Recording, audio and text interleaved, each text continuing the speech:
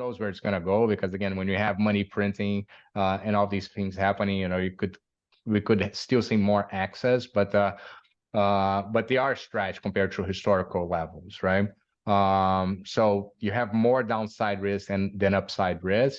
And on interest rates, if you keep having inflation, which I think, inflation is going to be on average going to be higher than what it's being priced in, right? That means also higher rates, which means that, bond prices are going to come down. Welcome to the Rose Show podcast. Thank you so much for joining us today. I am here with Rapha Zagury. He is CIO of Swan Bitcoin, but he is so much more. We love all of his models and portfolio analysis that he provides. He's like a mathematician, statistician, and he's also an open source developer, and he's an advocate for transparency and personal freedom. So happy to have you here today, Rapha. How are you doing? Very good. It's a pleasure to be here. Thank you so much. So, your research in financial models and frameworks are very comprehensive, extremely informative, and so enlightening. And I look forward to speaking about all of them today. So tell us, Rapha, what are you up to and what are you working on right now?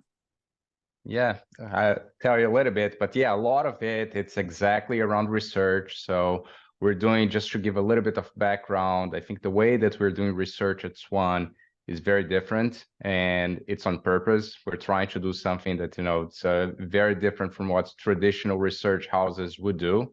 So everything that we put out there, as you mentioned, is open source, it's transparent, anybody can change the assumptions, anybody can change the models, right? And even the fact that I call them models, but in reality, they are not models. The idea here is just to offer frameworks so people can understand better, the dynamics of Bitcoin, what would happen, how price can change depending on different variables, how Bitcoin fits in a portfolio. So these are frameworks, I think, to help people understand, an asset that it's very different than everything that we've seen so far. It's an asset class completely by itself.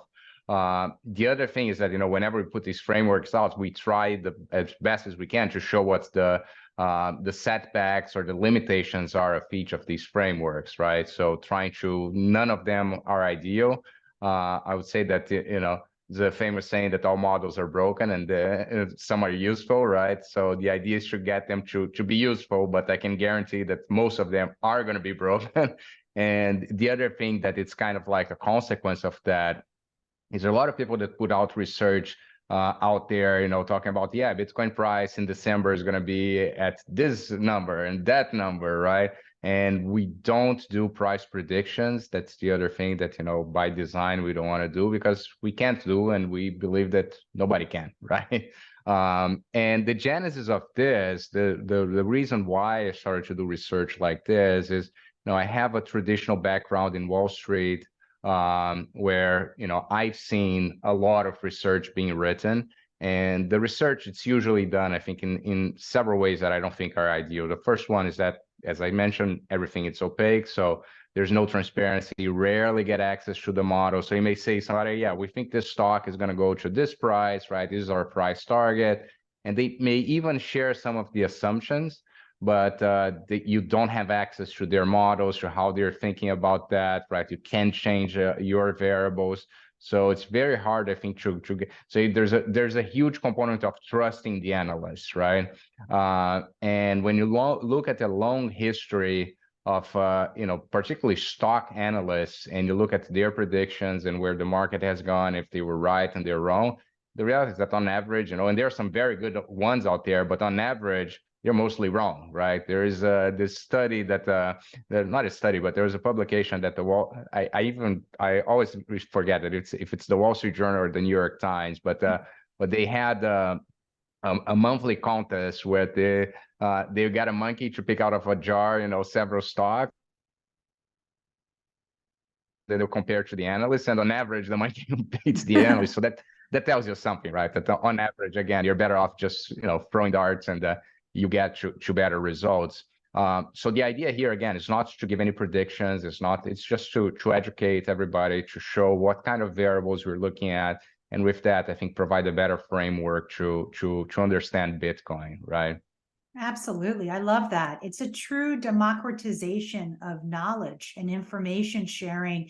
And, we call them models because it's easier to understand, but it's truly a framework. It's a whole thinking.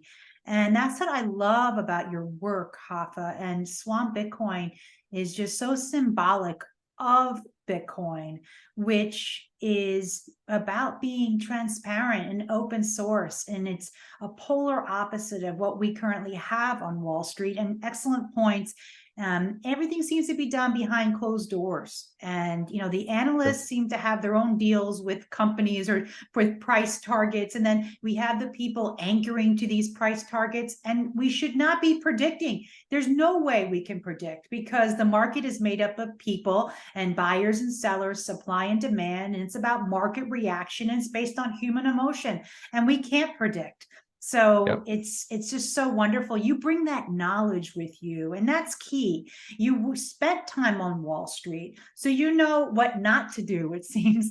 And you know how things are done on Wall Street. So you bring a fresh perspective to Bitcoin and having that experience. And you're basing your whole thinking and frameworks on this transparency, flexibility, open mind, and it's free to all, which is just so beautiful.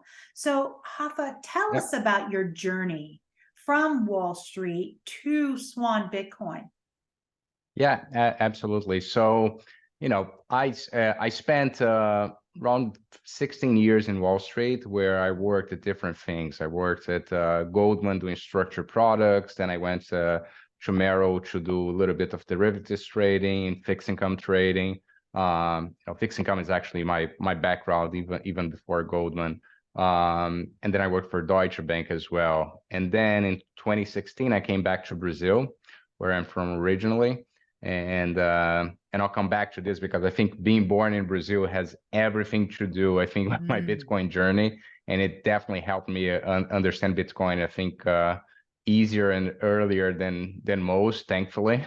But then I moved back to Brazil, and then when I got to Brazil, I started two companies. One was a boutique investment bank company, and the second one was a lending fintech. It's OpenCo. It's one of the largest lenders, unsecured lenders in Brazil today. So did that, completed my cycle on the company. We raised our Series D the end of the year of 2021. And then, I was founder and CFO of the company. I've been with the company since the beginning. The company was getting closer to going public, and I had no interest in becoming the CFO of a public company. So at that point, I said, let's work on my transition. I'm still going to be involved, but I'm definitely not going to be in the day-to-day, and I'm definitely not going to be the CFO of the company. So we went through that transition period most of the year last year. And then by June, July, I was, pretty much out of the company, just doing, some things. And then by December, I was, completely out of the day-to-day of the company. And now then I'll tell you a little bit about my Bitcoiner journey and then I'll finish with Swan. So as I said, I think two things in my life, if I had to pinpoint, I would say that I was very lucky to have experienced them and made me, I think, aware to Bitcoin earlier than some people. First of all, I was lucky also that I stumbled upon Bitcoin, right? And a lot of people didn't get to see it until too late. But the first one, as I said, I was born and raised in Brazil. I grew up in the 80s, 90s, right? And during the late 80s and early 90s, in particular, we had hyperinflation in Brazil. And when I mean hyperinflation, I'm not talking about us being worried about, inflation being 3%, 7%, 10% per year. We were worried about inflation that was at some point running at 100% per month, right? So that's how bad it was. Like money literally losing value from one day to the other. I have some crazy stories from these days, a couple that kind of like stuck with me from my early days, where my mother would bring me to the supermarket with her to help her, and there was some people in the supermarket changing the prices all day long, and you had like small labels in the food. They would just change the labels all day long because prices kept going up, right? So they would do this 2-3 times a day. And what my mother would tell me is like, oh, you keep an eye for these guys. Whenever you see them going around, you just go and grab the food before they get there, and here are the things that I need. So I would run around the supermarket Oh my trying to gosh. outrun the price, the price raises. So I was literally running against inflation. Yeah, literally. Oh my gosh. Literally. They're like, my mother would give me money to go out and have lunches at school, right? And she'll say, listen, you're gonna take this $5 or five. In the time was like cruzeiros was the currency, but imagine $5. But she'll give me $5. She'll say, listen, you got to spend all that money today. I don't, even if you don't eat the food, you bring the food back home. Don't bring the money back, because if you bring the money back tomorrow, this is going to be worth less and not going to be able to buy the food. Oh my So gosh. you can imagine living in a scenario like that, how, there are a lot of challenges. I think one of the things that actually did to Brazil is that very early in Brazil, everything, like all the bank accounts were pretty much earning interest, because if they didn't earn interest overnight, right, the money would be debased. So you would deposit money would be in the bank, and then overnight, every night you would get paid, interest, which wasn't actually interest. You're just keeping up with inflation. And of course, the interest that you're earning never beat inflation, right? But you're at least getting a little bit closer to not losing everything. So I think that was the first thing that kind of like opened my eyes to the need of having sound money and money that doesn't get debased. And I remember, like, just like this memory very, very vivid in my mind. One morning, my father was sitting with my parents, and they like, okay, we got to stop, we got to go watch something on the television, it's really, really important. So and I vaguely remember this because I was young, but then I remember my father sitting in front of the television, yelling, cursing, and then crying. And that was the first time that I saw my father cry. And what happened was that they confiscated the savings accounts of everybody in Brazil overnight. So if you had, and by the time, as I just mentioned, all the money was sitting in savings account, because if it wasn't savings account, it would be worthless. So pretty much no one could use their money, because the government was using that as a way to, in their mind, to combat inflation, right? Said, okay, people are spending, it's all fault of the people because they're spending too much money. So we're going to confiscate their purchasing power so that inflation, and of course that didn't work. Inflation kept going because the problem with inflation was the government. It wasn't the people, right?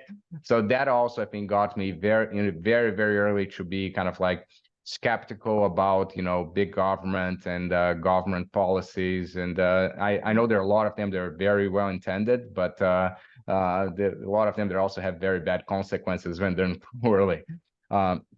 Then skip forward, and when I went to university in Brazil, I've always loved technology from a very early age. I was coding when I was 7 years old, and 13 years old, I was selling software. So I always loved to kind of code, tinker with different things, different machines, right? So I was that kid that was opening up the, the toys, and then putting them back together. My mother keeps telling us, like, yeah, I used to give you one toy, and then when I saw you had like 3 of them. So when I went to university, my original thought was, yeah, I'm gonna do something related to technology. And I was thinking about doing computer science. At that time, computer science courses were just coming out. They were not well known as today. And I told my father, like, I'm gonna do computer science. And the first thing that came to his mind is like, no, you're just gonna be fixing printers, right? And fixing, you're not gonna do that. You're gonna do something else.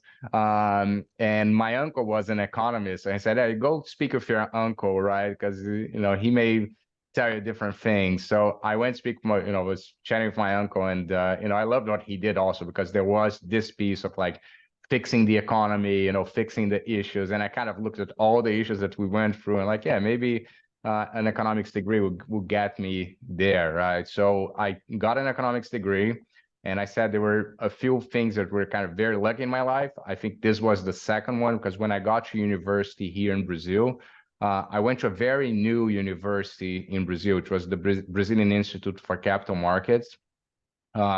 I was the second class on that university, so it was just starting. And the person who started the university was a University of Chicago PhD teacher. So when he started the university, he decided to do something different. And for example, every class that we had that was in macroeconomics or anything related to more in the macro perspective, we had part of the chair that was in traditional neoclassical Keynesian economics, and another one that was in Austrian school economics. So we were always comparing the two, and we had professors that would fight each other. Like they got together, they can even say, no, government has to spend more, if you don't have inflation, like the things we hear, right? If you don't have inflation, there's no way a country can grow. And then, of course, the Austrian school economists would come in and say, no, you're wrong. This is exactly the root of all the problem. Nobody should control money. Money should be separated from state. And this was, at that time, imagine somebody saying that in like the late 90s, right? That was completely different, completely, almost like a radical view, right? But for me, it's kind of like, again, opened my eyes to like, there's different things out there, right? There's not only this school of thought that kind of everybody follows. So then fast forward, I went, as I said, and I worked briefly for a hedge fund in Brazil. Then I applied to get my MBA in the US. Then that's how I moved to the US. So 2001, I went to Yale, spent 2 years there.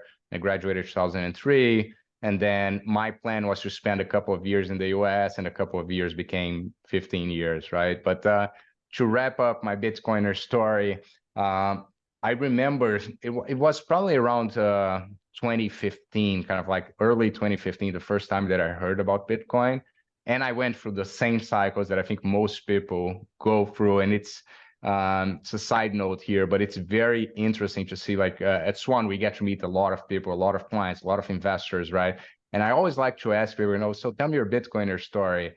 And this cycle is almost like, universal that people go through. The first one is that there's like the three points of contact, right? So you look at it the first time, you're kind of like, yeah, that looks okay, but not going to pay attention. Then the second time you look like, yeah, but then you come up with a list of questions like governments are never going to allow that to work, right? This is funny internet money. And you kind of looked at it, kind of try to understand, but you still didn't change your mindset yet, so you ignored it again. And then finally, I think around the third touch point, like, yeah, maybe I should pay attention to this. Maybe I should look into this deeper, right?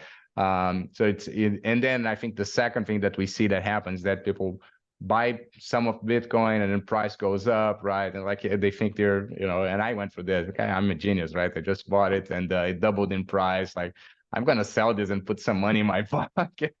And then you learn that, you shouldn't sell your Bitcoin because it will keep going up, right?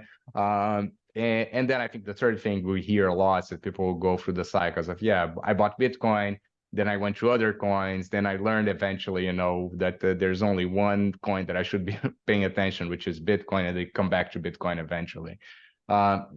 So I went, just like most of the investors, I went through exactly the same cycles, I think exactly the same pieces. The first time I kind of like really paid attention to Bitcoin, there was this guy that used to write, John Malden. He used to write a newsletter called Thoughts from the Frontline. John is a gold bug. And he, from very, very, I remember reading him like in 2003, 2004. And by that time, he was already talking about, yeah, all these issues with the Fed, they're going to come back at some point. Governments only grow, right? This is going to explode.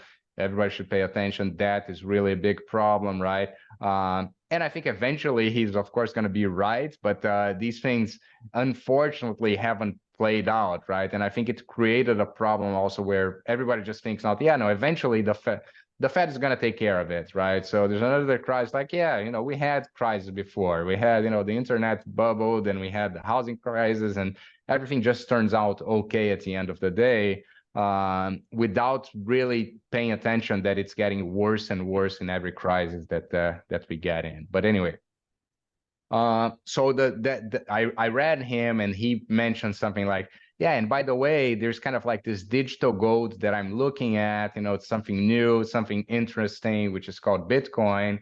People should research that. And then he wrote a couple of newsletters about that. And then, funny enough, I just recently looked at it. He never wrote about Bitcoin again. So either he has very good OPSEC, or I don't know, he changed his mind. But it's just interesting to see that. But I looked at that and I read, and then I kind of like started these seeds that I had planted through my life, right? They all came out, and like I was, just thinking like, oh, this is good money, this can't be debased by the government. I remember the first thing that I read that really caught my attention was seeing that there was a 21 million cap that couldn't change. That was very interesting for me, and that it wasn't controlled by a single entity, by a single government, right?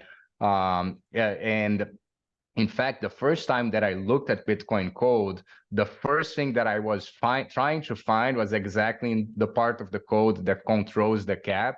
And I remember looking at it. Well, gonna get into too much in detail now, but there was part of the code that it actually mentioned the 21 million. And I look at it, and then, but that wasn't the part of the code that actually limits the cap. There is, what does limit the cap is the halvings that keep happening. So, but it was when I read that, and when I saw that how the halvings were working, how the dynamic of that was working, that there was still inflation at that time of Bitcoin, because of course it's still being printed just like there is today, right? Every 10 minutes there's a new block that comes out. The difference that it's 100% predictable inflation, right? It's very different than when you look at the inflation from central banks, that it's 100% unpredictable. And if you look at because the issuance of money, it's 100% unpredictable. And I would go as far to say that it's untraceable, right? There's no way for us to know exactly how many dollars there are out there, right? While in Bitcoin, I run my node, I can take a look at my node, I know exactly, the number of sats there are out there that were issued, and I know exactly how many sats are going to be issued with the next blocks, right? And with the next block. So that really got my attention, and then kind of like got together my technology with my economics interests, and it kind of like got these two worlds together that for me were just very, very interesting to explore. So I was immediately hooked.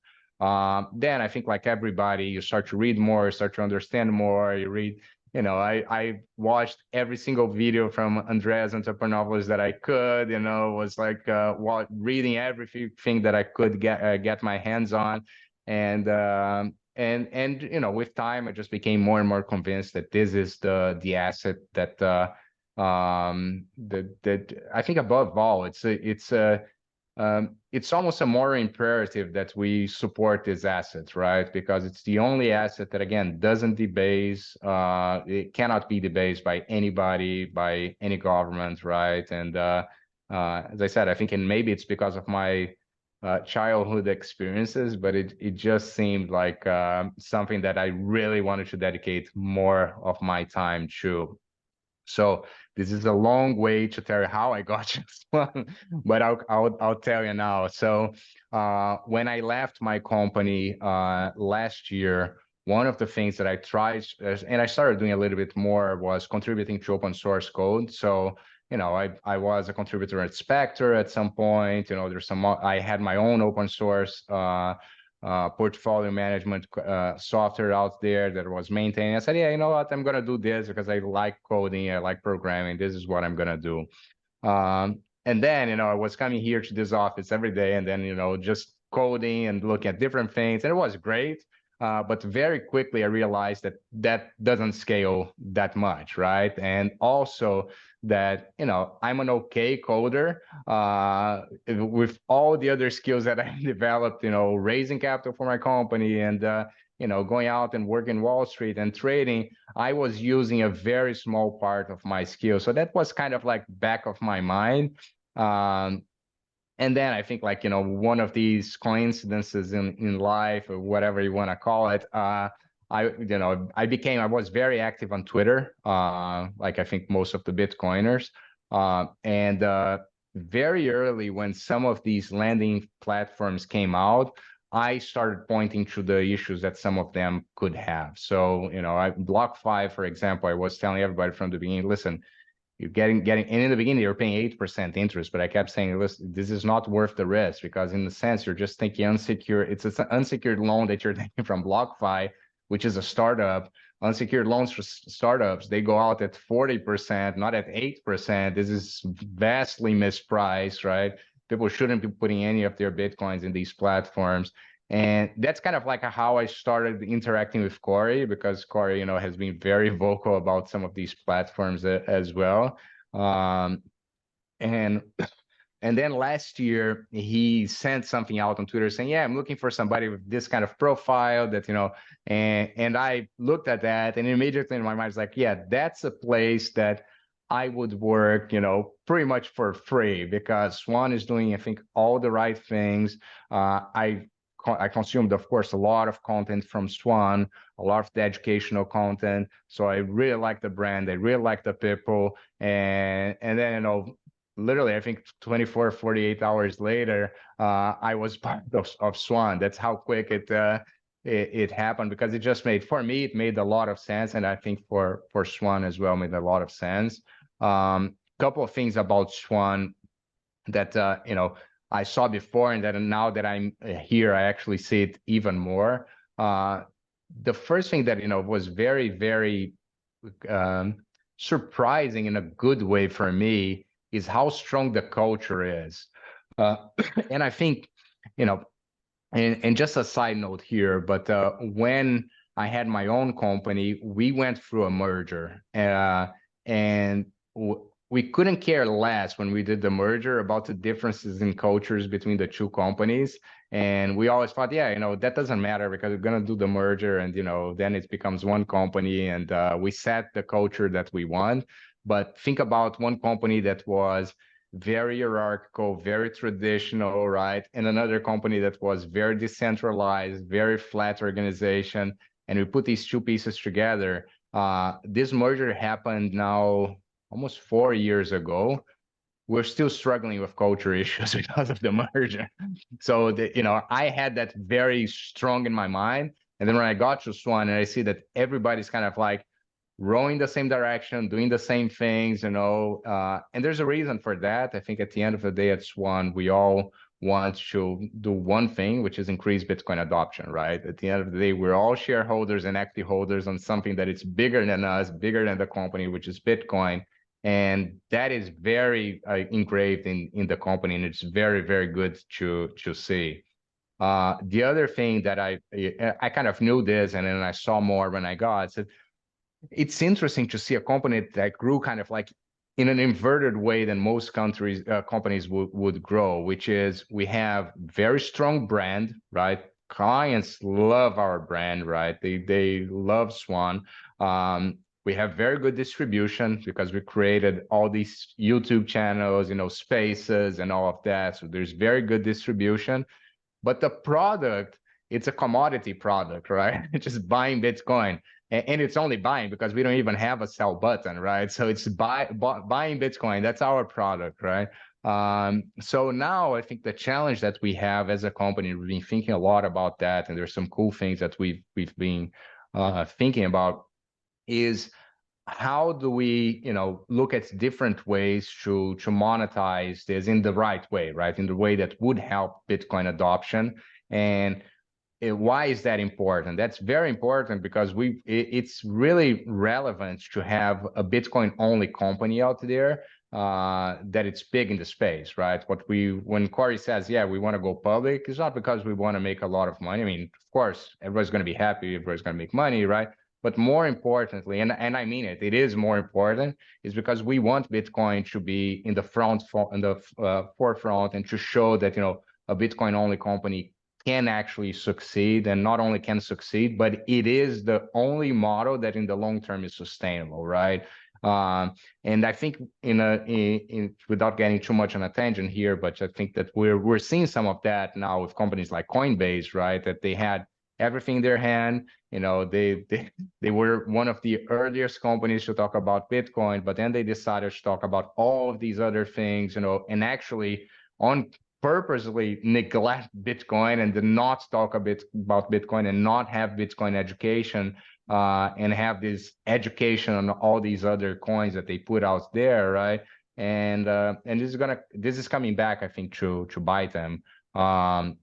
So that's how my journey to Swan happened, and my official title is head of research and CIO. So again, but I, like in any startup, everybody does a little bit of everything, right?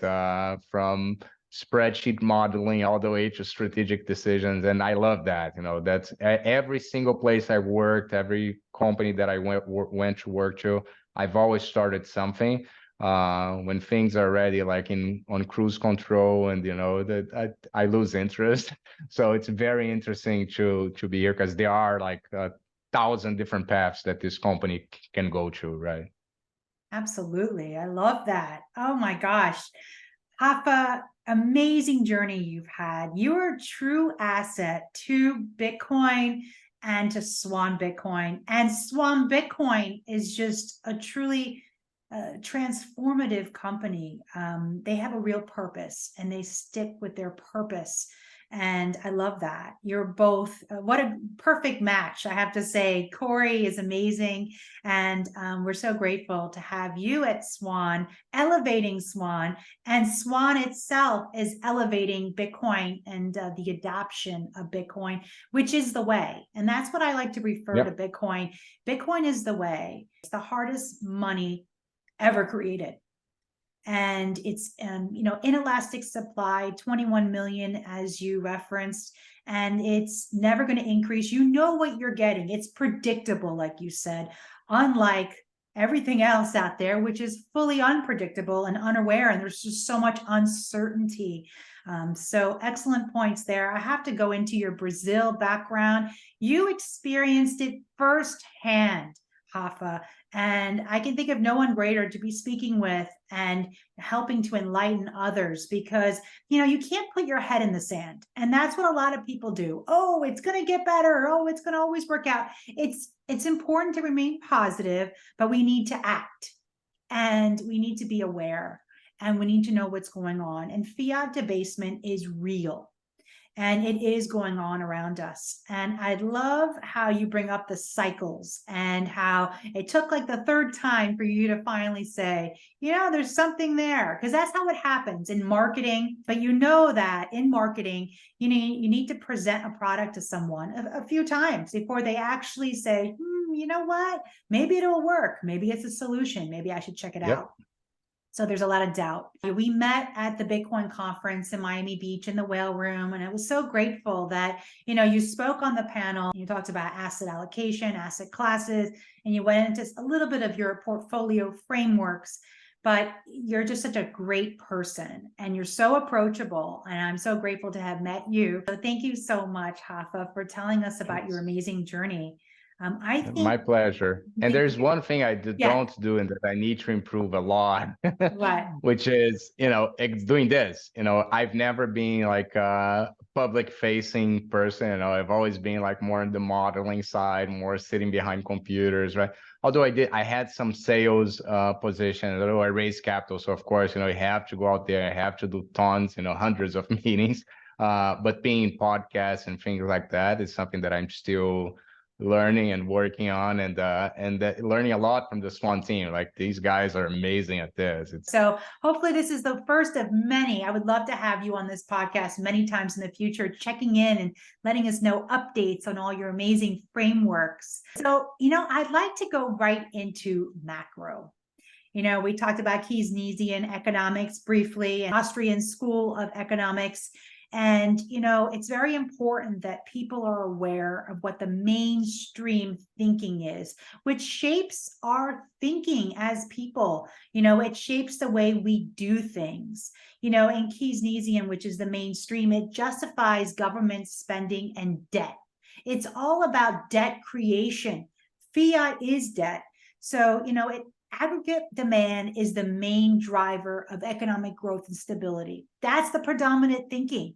And that is actually the opposite of the Austrian School of Economics, which is about individual freedoms, about having free markets and not having this centralized authority, and what you experienced in Brazil, having, someone just constantly in control and taking your savings out. I mean, my gosh, that's a scary idea. It's a scary occurrence. And Austrian's about being decentralized. And so let's go into the inflation, fiat debasement, Keynesian economics. Please tell us your thoughts on all of that economics. Yeah, I'd say the other thing I'll add here, because it will help on this story, is that I was also on university, they made us read Atlas Shrugged, right? And that was also a huge influence on me. And, I could see like, why people would escape to a new society when government kept pressuring them, because again, I was living that, I saw that, and I see that around the world, right? And this is a concept that I think it's very foreign for Americans in particular. And, everybody living, not only Americans, Europeans, and, I think Canadians and Australians, and everybody has been living on these stable countries for, decades and decades, that just don't conceive that something like that could happen, while, I would argue that it's actually happening before everybody's eyes, right? So just going back to the topic, so I think you hit it exactly the way that it is. I think when you look at Keynesian economics, right, you're basically saying that you need to have a central, I'm going to simplify a lot, but you need to have a central authority that, it's going to determine a lot of things, right? And when you do something like that, you're basically saying that there are people out there that are smart enough to decide what's good and what's bad for the economy, right? And there are some very smart people out there in the government, right? But the difference between that and the Austrian School of Economics is the Austrian School of Economics says, listen, nobody should be touching this, because when you touch this, you're going to create a lot of noise. You're going to create a lot of unexpected outcomes that you don't control, right? And these things take time. So what we should do is actually leave the free market so that the free market decides most of the things, right? And the focus is a lot, as you said, on the individuals, and the fact that, every interaction between individuals should be voluntary. They shouldn't be enforced, right? So that's kind of like the core of it. I think that when you look, I think a good example I like to give is inflation targeting, right? So right now, on the model that we have, with the Fed, is that the Fed will take a look at inflation. It'll say inflation is too high, inflation is too low. We need to control that. First of all, the way to control that, if you think about it, right, couldn't be less humanitarian, right? You're gonna say, okay, inflation is too high. It's too high. What we do? Let's raise rates significantly. Why do they want to raise rates? Well, because they want to increase unemployment, right? So to fight inflation, you're literally wanting people to be laid off, right? And I think this is one of the things that the Fed keeps saying. It's like, yeah, we don't understand because rates went up, but unemployment keeps coming down. Like if that's a bad thing, right? Because in a sense, for their policies to work, they need to cause suffering and cause pain to people. Conceptually, again, just think about that. That's wrong, right? It shouldn't be ethical that, again, a group of people, even if they're well-intended, imagine if they're wrong, right?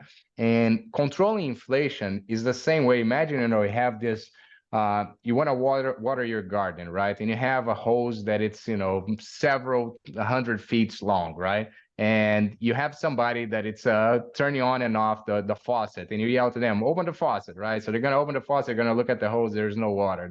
So you're going to say, oh, open it more. And then they're going to open it more. It's like, yeah, no water, open it more. And then by the time the water gets to the end of the hose, it's like this water is just pouring out, right? And it's no, now turn it down, right? So then turn it down a little bit, and then they turn it down a little bit more. And then by the time they say, well, we close, but there's still water coming out, right? So inflation targeting is the same way, because you're printing all this money, which is again opening and closing the faucet, right? And seeing how much water is going to be coming out. But the effects on the economy, they come in waves, because some of the money that they print is going to hit, cantillion effect, right? So the money is going to hit first those that are closer to the money printer, and then it's a wave that ultimately is going to get to the overall population, right? And these things could take anywhere from a few days to a few years, and nobody really knows because there's so many variables, there's so different things, because think about it, more intuitively, like the money is going to hit your account, right? What are you going to do? Some people may spend that money right away. Some people may just say, yeah, you know what? I'm going to save that money. I'm going to keep it here. So there's a lot of individual action that needs to be modeled in. And when these central banks are trying to make assumptions, they will look at the aggregate and they'll say, yeah, but on average, when this happened, this is what happened, right? And this is a system that, again, it's going to lead to errors and it's going to lead to mistakes, and the water is never going to be coming out at the end at the right way. It's either going to be too much water or too little water. So you actually need, so the conclusion that somebody's doing that is that I'm always going to need that person there turning on and off the water, because if I don't have that, either I don't have any water or I have too much water, right? When the fact the person controlling the water is the problem, right? Just turn it to halfway through and leave it there and don't mess with it, and everything will be fine, right? And the economy is the same. Like vast majority of the times, if you leave it alone, it's going to correct in a better way than if somebody's messing with it. It may actually create more problems in the short term. I'll give that to Keynesians, right? It's everything. I think that people have the best intentions. I always prefer to assume that people come from a place of good intentions, and I'm pretty sure that's the case with a lot of these government officials, right? They have good intentions. They look at it and say, "Oh my God, we have a recession right now. We need to do something." It's almost like a twisted version of the trolley problem, right? Where they have the lever and they have to do something with the lever, right? Because in their mind, if they don't do something with the lever, it's going to cause more pain to people. And if they have a button there, they can press the button and print more money, right? What in their mind is that they would be doing a disservice to society if they don't do that, right?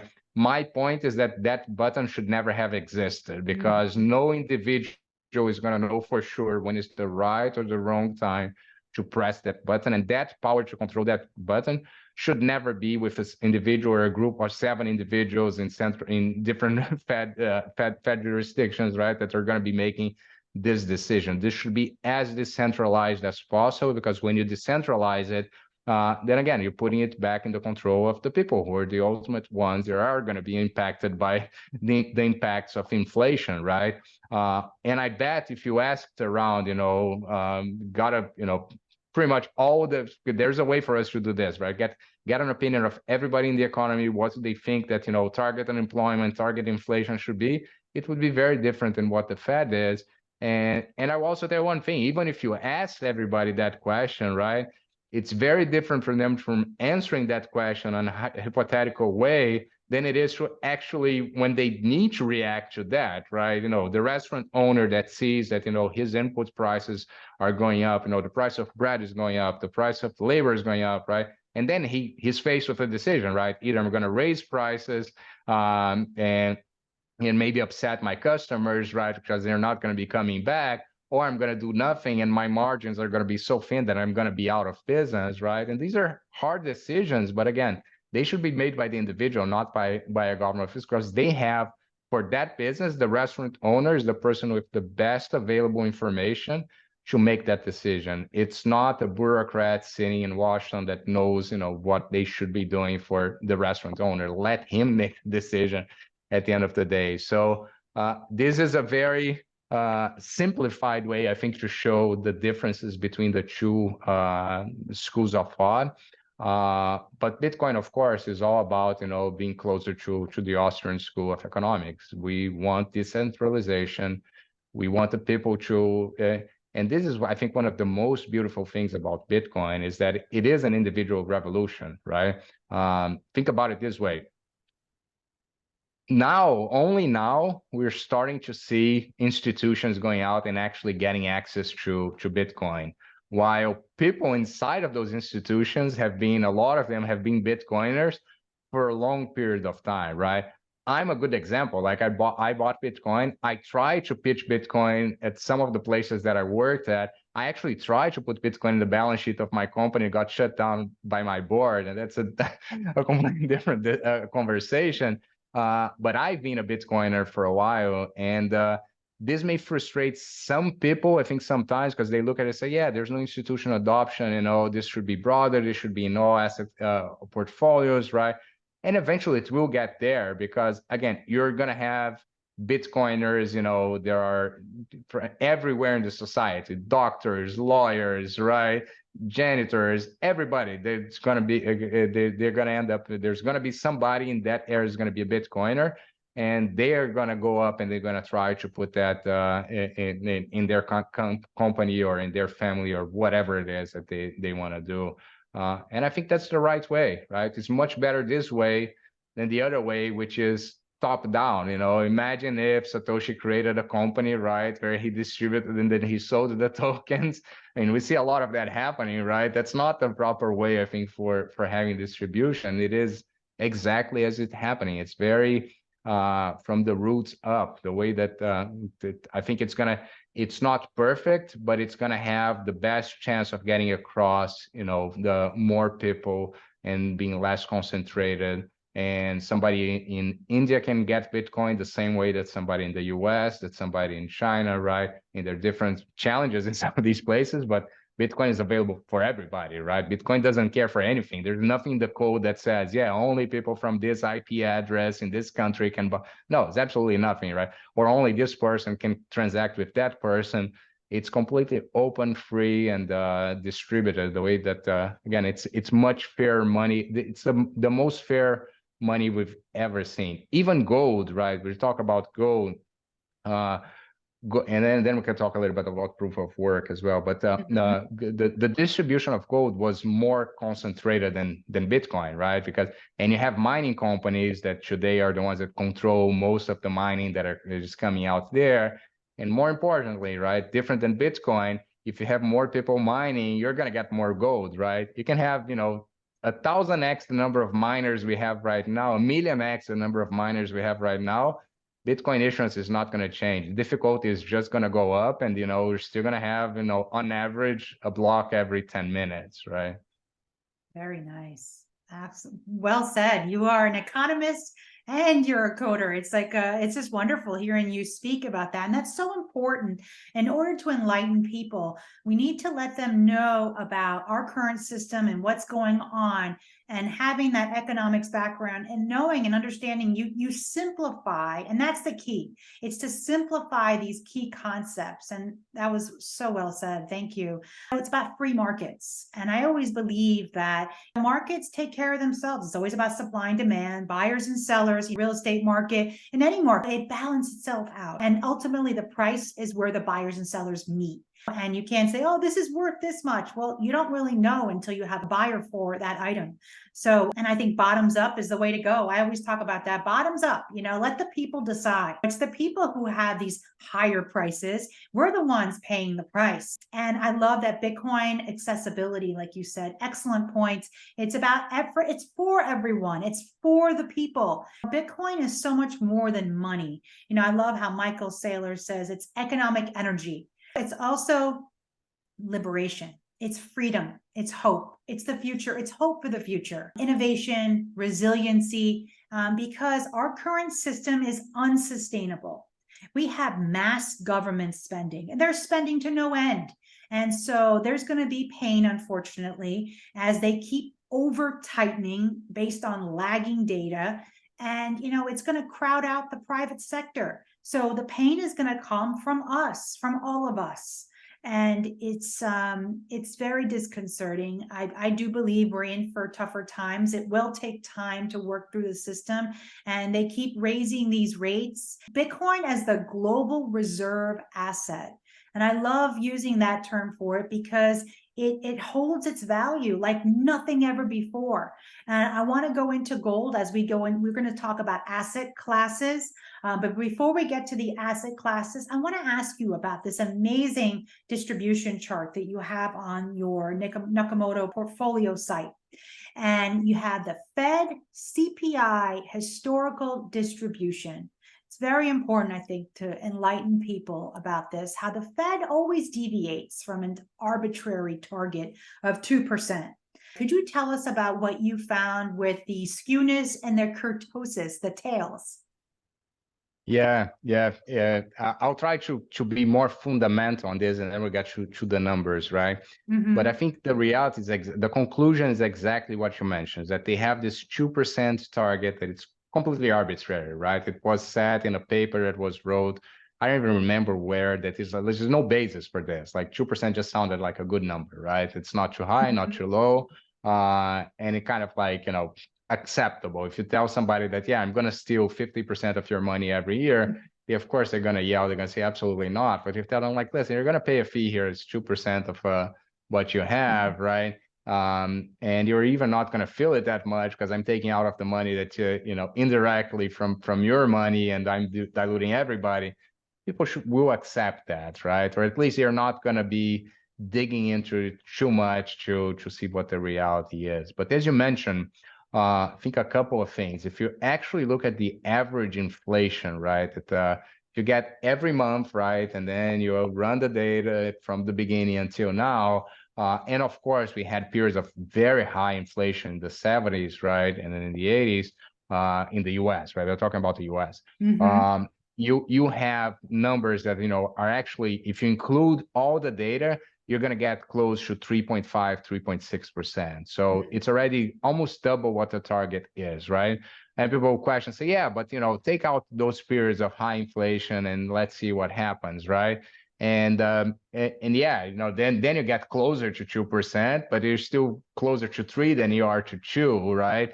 And that's considering a period, of very low interest rates that we saw, which again, it's a lot of the problems we're seeing today is exactly because of this period of very low interest rates where, people didn't have where to put their money. It incentivized banks to, take risk that was unnecessary in the long end of the curve in different assets that were risky assets, right? So a lot of the problems we're seeing now is exactly we had artificially low rates for a long period of time. And that creates another set of problems, right? Because I was just saying, it may sound wrong, because I was just saying, yeah, it's bad to have inflation, it's bad to have high interest rates, but at the same time, I'm saying, yeah, but when rates were low, that created other problems, right? So the point is not them being high or low, is the government trying to control it from a hose that it's very long and trying to see what's going to happen, and it's artificially setting inflations at levels that are not set with the price. Funny story, but I tell people stories like, yeah, price controls may eventually come to the US. I say, and that's something we had in Brazil and then in Argentina and other countries where the government would literally say, listen, if you own a supermarket, by law, you cannot increase your prices, right? The prices have to be where they are, and you can't change the prices. The prices are going to be set at where they are today, right? In Brazil, in the 90s, the government actually had an army of people that would go to supermarkets. They would write down, this was before computers, right? So they write down all the prices. They'll come back the next day to check if the prices were the same as the day before. And funny enough, when I tell people in the US, like, this may come when we have hyperinflation, this may come to your country, and they react like, no, that's never going to happen here. That's never going to happen in my country, right? Here, we don't do that. And then I say, well, but what about the price of money, right? Interest rate is the price of money. And I would argue that's the most important price out there. How is that set, right? And people get confused with the question. It's like, oh, that's set by the central bank, right? the Federal Reserve, right? So they are already doing price control. They're just doing price controlling things that you don't see in the supermarket, but affect everything in your life, right? Every aspect of your life is determined by that. And there's no free market on that. The short part, and then when we talk about interest rates, also it's important to say there's the short part of the curve, right, which is where the Fed controls. So this is overnight interest rates. This is the money that you get from one day to the other, right? So when you talk about Fed funds, this is the interest that you receive for leaving your money with the Fed, right, overnight. 10-year rates, 20-year rates, 30-year rates. Technically, the Federal Reserve does not control those rates, but the reality is when they're decreasing short-term rates, 10-year rates, 30-year rates, they tend to come down as well. Not always the case, but typically that's what happens. They would love, I'll tell you, they would love to be able to control the whole interest rate curve. And that would create, and that's what when we call about interest rate control, which is something, yield curve control, which is something that Japan has done, right? That's what people usually mean, right? And then what they will do is that they will buy bonds or sell bonds in these different parts of the curve just to control interest rates in these different parts of the curve. And I think with this mentality of the Federal Reserve that they need to control everything, that they know better, right? I could clearly see a path that could happen at some point. But anyway, so my point is that the inflation target is first completely arbitrary, and second, on average, it's never been hit, right? And the periods that it's being hit, it was actually bad because you were artificially creating another sort of problems, right? The fact that we had a lot of the banks, collapsing earlier this year was exactly a consequence of this period of very low interest rates, right? Yesterday, I was talking to a bank CEO, and he was telling me, he's like, listen, one of the reasons why, we're suffering as much as we were is because when we were in the periods where interest rates were very, very low, we had to put the money somewhere, right? We had to take some risk. So we started investing in other things. We started investing in risky assets. We started investing, in 10-year duration paper, 30-year duration paper, right? And it was thankfully for this bank was a small amount, right? And they're fine, but ultimately this actually collapsed a lot of institutions because they took risks that they shouldn't be taking because again they had to, right? They had no alternative, and this was all 100% the fault of the Federal Reserve that again kept our rates artificially low when they shouldn't be low. That also incentivizes, I think, all other sorts of behavior, like the capital availability that we had in the markets was just absurd. Like all of these companies, I always remember the story of WeWork when I look at this, and Adam going out and raising capital, and just being this guy, just going there to raise capital, pretty much shirtless, without shoes, and nobody cared because and nobody asked about anything because it was just convenient, and didn't really matter because venture capitalists were raising a lot of money, private equity were raising a lot of money, people had a lot of money to give to venture capital, and that created like this sort of issues. Don't get me wrong; these things like this have happened, I think, throughout history. But the extreme that I think we saw in earlier, I think 2019, 2020, and so on, we haven't seen that before. It was just across the board. Absolutely. The mass stimulus, free money, negative rates, and that's what contributed to the banking crisis. Banking crisis is a symptom of all those negative rates, which encourages investments towards riskier assets. There always are issues when you have rates that low and all that free money and money printing. And, with all this debt that we've accumulated, it's inevitable that there's going to be more creation of the money supply and having more money printed. There's a great concept that I want to talk about is time preference.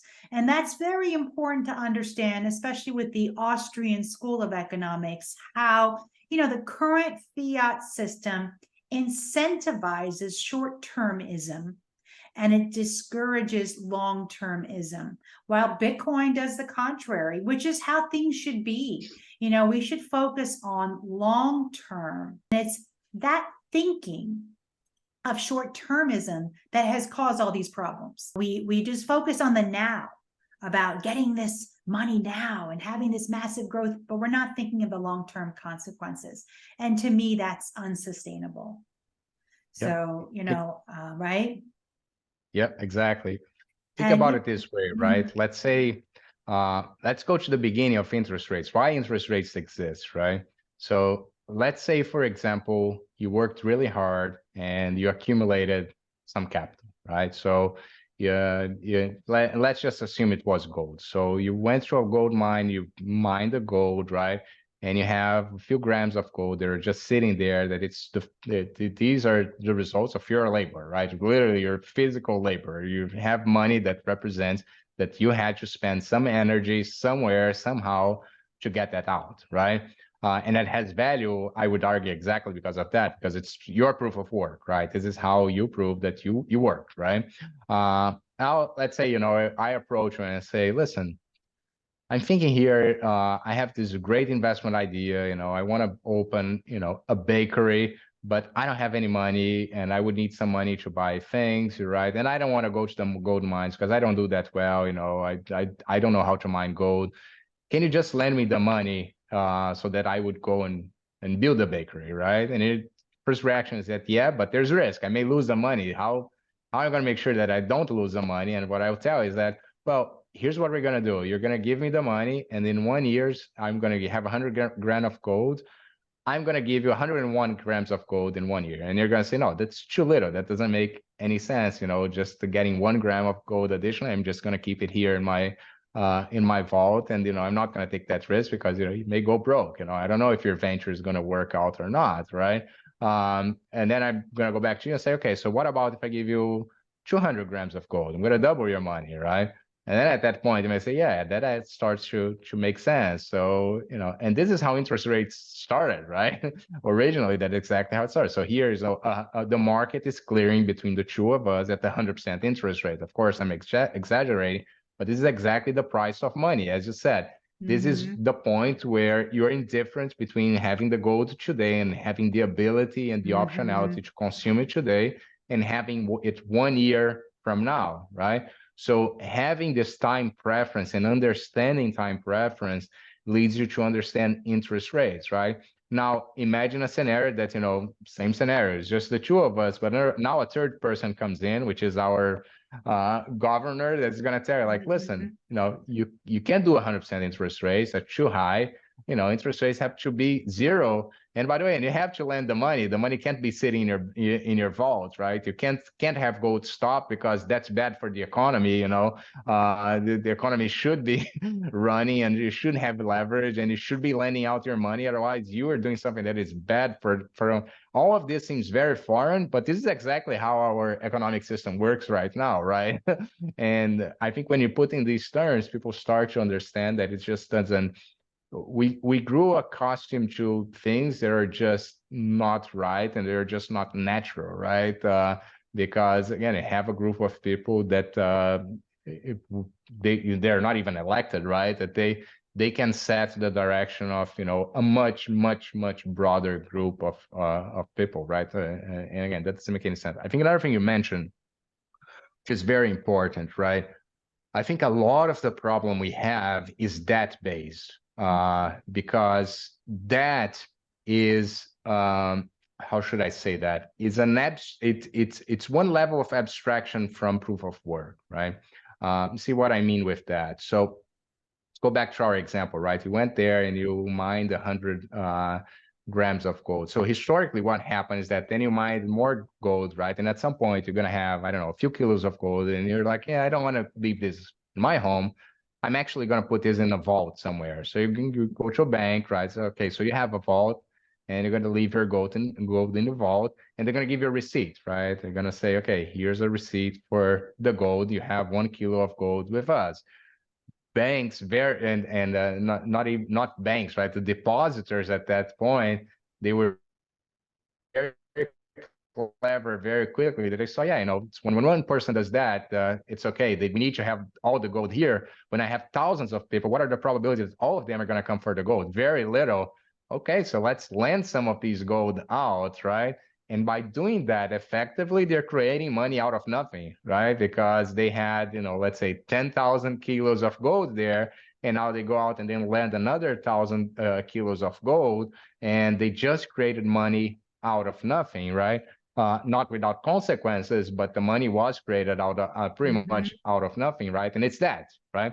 That still needs to be paid at some point, because at some point, these people that are the owners of the gold are going to come back. They're going to ask for their gold, right? So you just created you created an asset, but you created a liability. And it feels like, the economy is growing because that asset hits the market right now, while that liability is just sitting there. But that liability is going along with time. At some point, you still have that liability didn't disappear, right?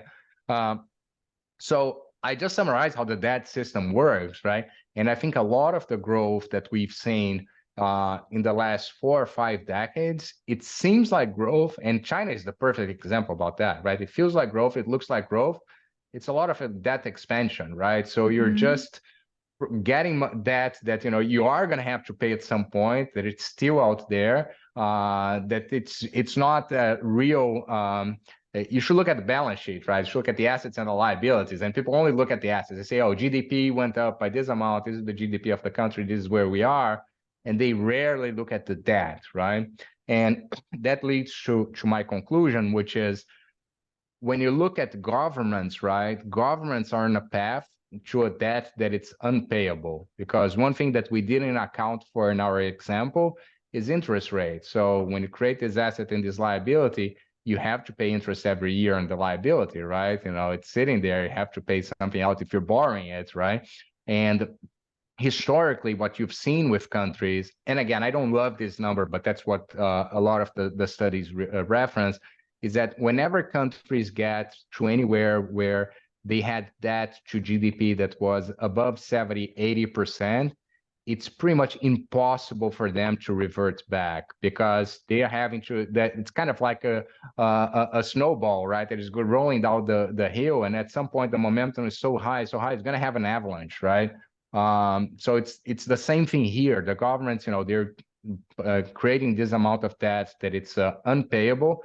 But not only that, the debt is big, and the interest that you pay on the debt is also very big, right? So if you look at the numbers, U.S. is approaching 130% of debt to GDP, the way past the numbers that I just mentioned, right? And I don't think, and at the point that interest rates are capped still high, so the expenses that they're going to have in this debt is they're just astronomical, right? When you add that to the fact that the U.S. also created some liabilities that will need to be paid at some point, like Social Security and all these unfunded liabilities out there, very quickly get to the conclusion that there's no way out. It's a matter not of if or but of when, right? When is this going to really unwind? And as you mentioned, the unwind is not going to be pretty. It never is, right? A lot of people are going to lose a lot of money, and we just don't know when that's going to happen. And this is my point in the beginning, is that unfortunately, I think governments have been able to kind of like kick the can time and time again, and they always got out at the other side. But the problem we're seeing right now has never been this big, right? The unfunded liabilities have never been this big. Debt to GDP, same thing. Interest payments on government debt, same thing. And when people ask me, what worries you about Bitcoin, right? That you think that what kind of situation you think that Bitcoin would fail? And Safety actually, I think, said it best. It's like, well, the only situation where I see Bitcoin failing is if I get governments to be responsible and to cut their spending and to actually, go back to that GDP that makes sense, because then it really, Bitcoin loses a little bit of its appeal. Well, that's not going to happen because we know that governments. I forgot who. There's a very good book on this. I'll remember, but. That actually looked at government officials' behavior and the way that spending goes. And the numbers were like brutal, like the number of times that, the spending goes up compared to the number of times that, they actually cut spending. It's like, it's an order of magnitude of difference, right? It's very easy to governments to inflate. It's extremely hard, and in some cases impossible to decrease. A lot of the spending that the US government has right now, for example, it's contracted, right? It's military spending, it's spending that they can't cut back, right? So even if they want to be very responsible and they want to cut spending, it's not going to happen, at least not in the short term, right? So when I look at all these things, it really worries me. And I would say this is one of the big reasons why I Bitcoin, because when these things unwind, the one thing that I know that I control, that I see, is Bitcoin, right? They are in your control. You have your keys, right? And they are the only property that I would say that we own at the end of the day. Exactly right. And as they say, not your keys, not your coins, right? So you have, I mean, Exactly. self-custody, you have financial sovereignty. So yeah, it's something you own and no one can take it from you. This topic of control. And it's a central authority that exerts control. And that's really what's going on. It's we're all being controlled. And that's why Bitcoin represents freedom. We're in a debt-driven fiat system, and there's really no intrinsic value. In the US, it came off the gold standard in 1971, and since then, it's just there's no real value. I know that some people say it's the government backing it, but at some point, what does that really mean? It's debt. Governments will continue spending. The US government will continue spending. They're not going to be cutting back. That's my opinion, and I think that's the reality of it. You know, and the debt to GDP is very concerning. It creates a false sense of growth, like you said, as we know how balance sheets work, and I think most people do. When you have this debt, this money, it's credit, it's a liability, and so fiat is debt, plain and simple and clear. Yep. And you know, margins are compressed. We have higher costs of debt and capital. You know, we have higher rates, and I think that we're in for tighter times. Not only are margins still compressing, we have declining productivity, and I think that top number revenue is going to be coming down as the demand comes down, and we're seeing that occurring, not overtly, but it is going on right now. So I'd like to talk about asset classes, asset allocation. You know, people talk about diversification, reducing risks, and I believe in that. I do talk about diversification. I think it's key. We know the 60-40 portfolio is now performing as one asset class. However, my concern, and I think you talk about this, is that when all the asset classes are based on fiat, they tend to all perform like one asset class. There's no diversification. Bryce, could you please expand on that topic of diversification, Rapha? Yeah. Just a quick background on that, right? I mentioned earlier that when I went to Swan, one of the first things that I did is I got this open source software that was all portfolio analytics. These are tools that I've built, you know, through my career, like different things, you know, in terms of looking at assets and seeing how they perform. And a lot of this was built with the intention of, you know, looking at like portfolios. Like client would come to me and say, I have, you know, this fund manager that I want to include in my portfolio. Does it fit? How much should I buy, right? And these are questions we have around everything, right? I'm going to buy, you know, I'm thinking about buying Apple stock to my portfolio. Should I buy 1% of the portfolio? Should I buy 5%? Does it even fit in my portfolio, right? So these are all things and tools that, again, I built with that in mind from the legacy system. Then I saw an opportunity, and I think there's a little bit of disconnect here, which is what I'm trying to do, is that a lot of us Bitcoiners, when we go out, when we talk to people in the legacy finance system, right, we'll start with the fundamentals. So we'll tell them like, listen, you know, you should look at Bitcoin because it's decentralized. It's not all the things we just discussed, right? It's not controlled by the government, all of these. And a lot of them, some of them will look at it and they'll see the appeal of it, but a lot of them are going to say, yeah, this is too foreign from what I'm looking at, right? And then I'll tell you a story that I've repeated in a couple of podcasts, but I think it's important here because it was the genesis of the of Nakamoto portfolio.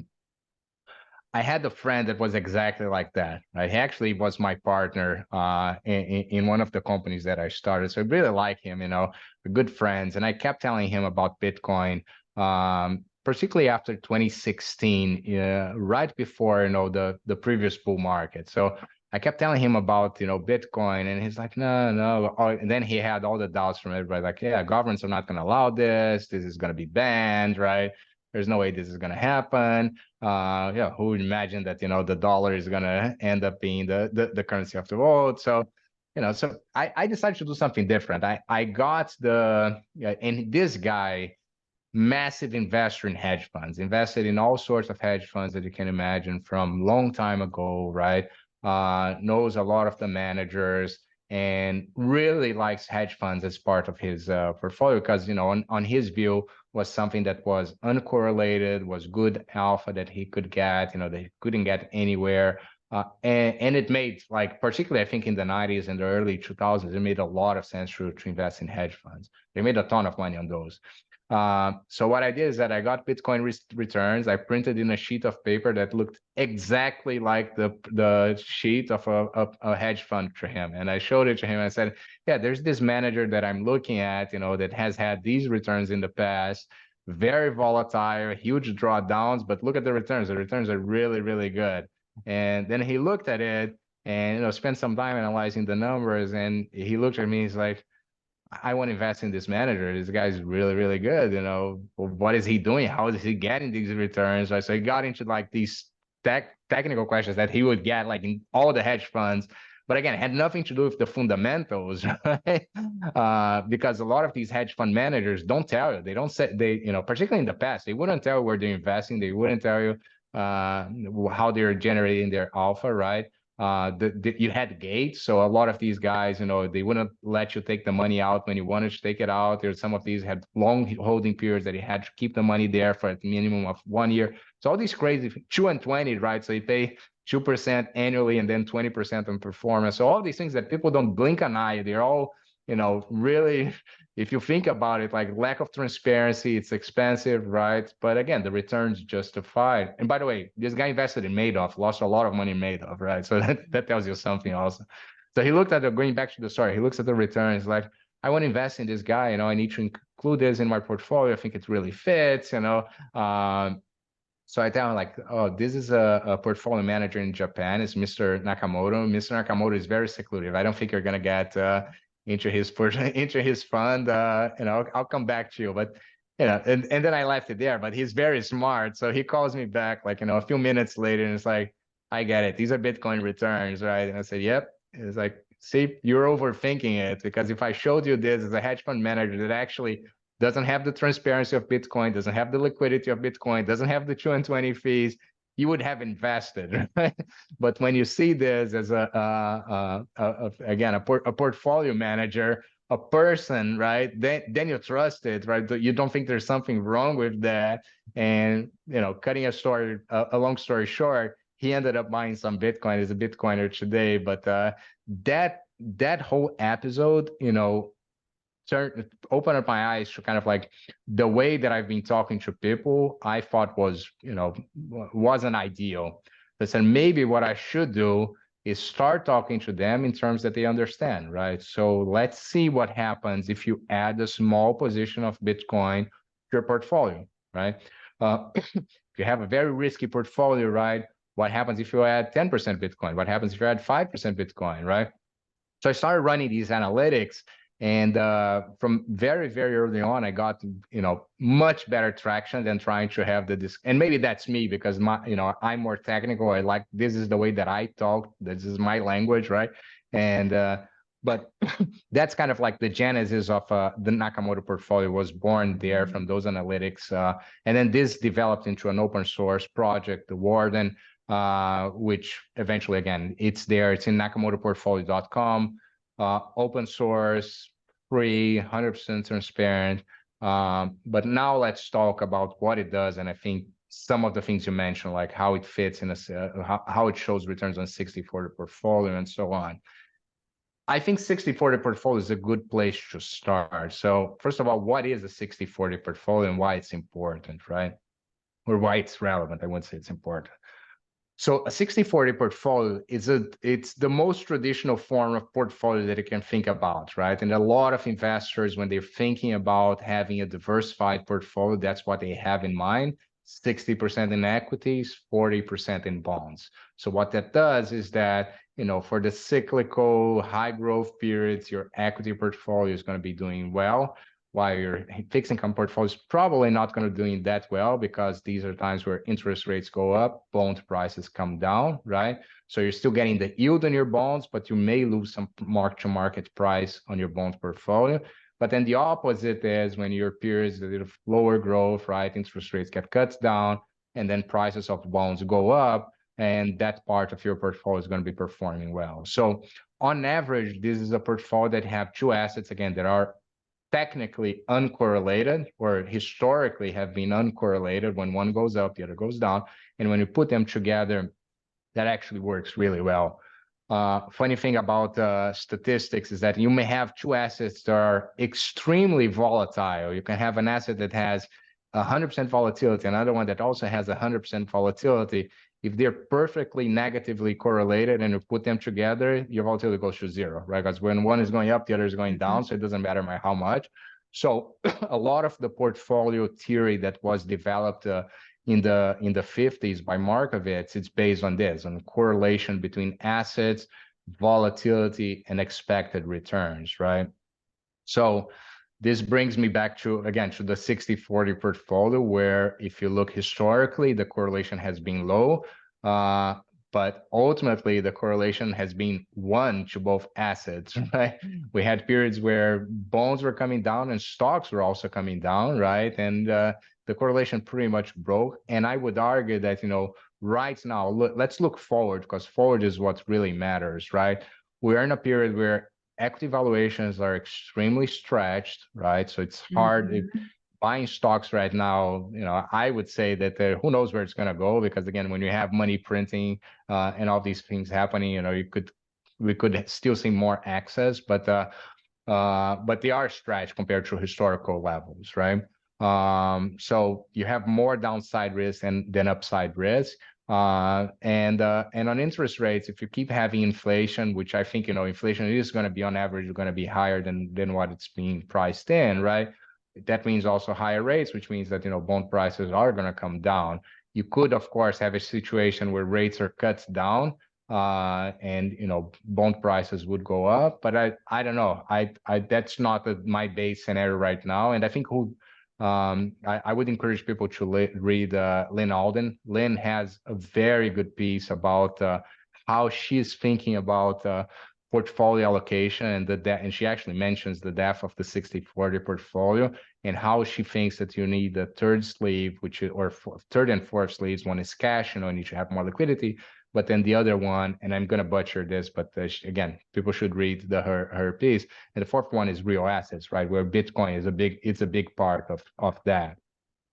The other thing you mentioned is that when people think about, I will look at all these portfolios. We do portfolio analytics for all sorts of investors, right? From individual investors all the way to endowments, foundations, pension funds, right?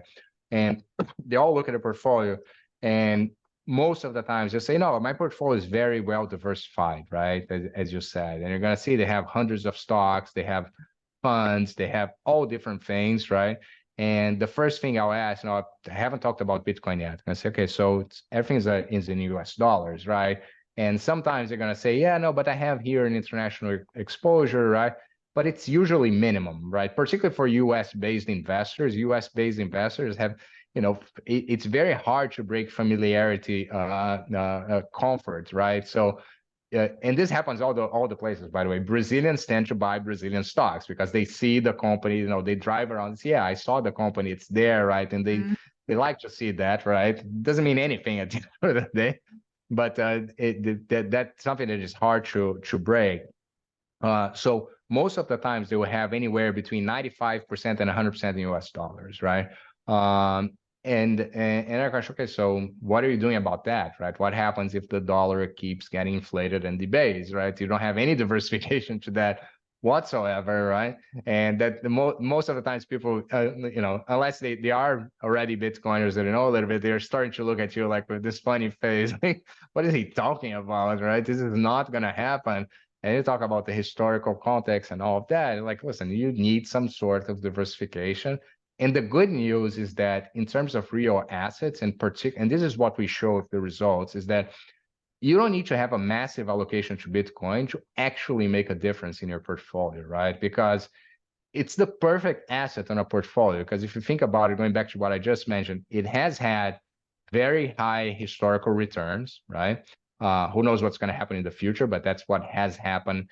Since 2011, it's a 60% annualized return. I mean, can't beat that in terms of return.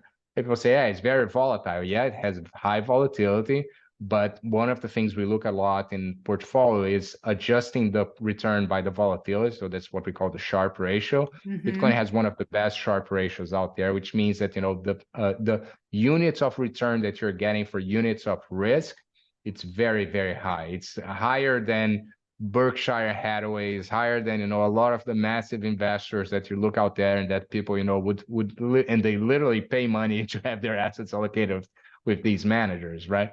And then the third thing is that it's uncorrelated to other assets, right? It's the only asset that, on a long enough period of time, you see that it's actually uncorrelated to most asset classes.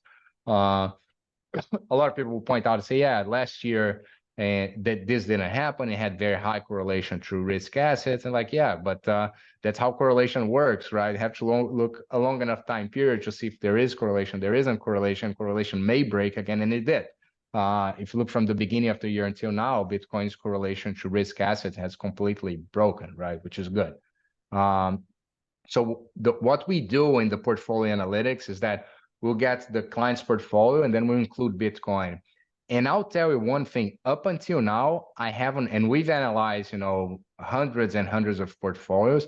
I haven't seen a single portfolio where the suggested Bitcoin allocation should be zero. There's always something, right? Even for the most risk-averse, like we analyzed, for example, a portfolio that was 100% bonds and 100% short duration bonds, right? And the investor was very skeptical. It's like, yeah, I really want to invest in Bitcoin. I think about it, but I can't risk my capital. This is as conservative that it gets, right?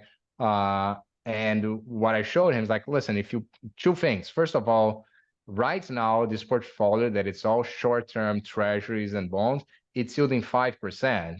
You're not going to get that every day. Use part of that. Don't risk your principal, right? So let's use from the 5%, let's use 2%. You keep the other 3%, and we build the portfolio allocation with Bitcoin for the next year. So at the end of 1 year, depends, of course, where Bitcoin price is going to be, but you're going to have a Bitcoin allocation without really putting any of your capital at risk. The only thing you're putting at risk is the interest that you're receiving from the bonds, right? But again, your worry is the principal. Your principal is intact. So that really resonates well, I think, with bond portfolios. But the more important piece is that then we showed him what benefit just a 2% allocation to Bitcoin could have to a portfolio like this, right?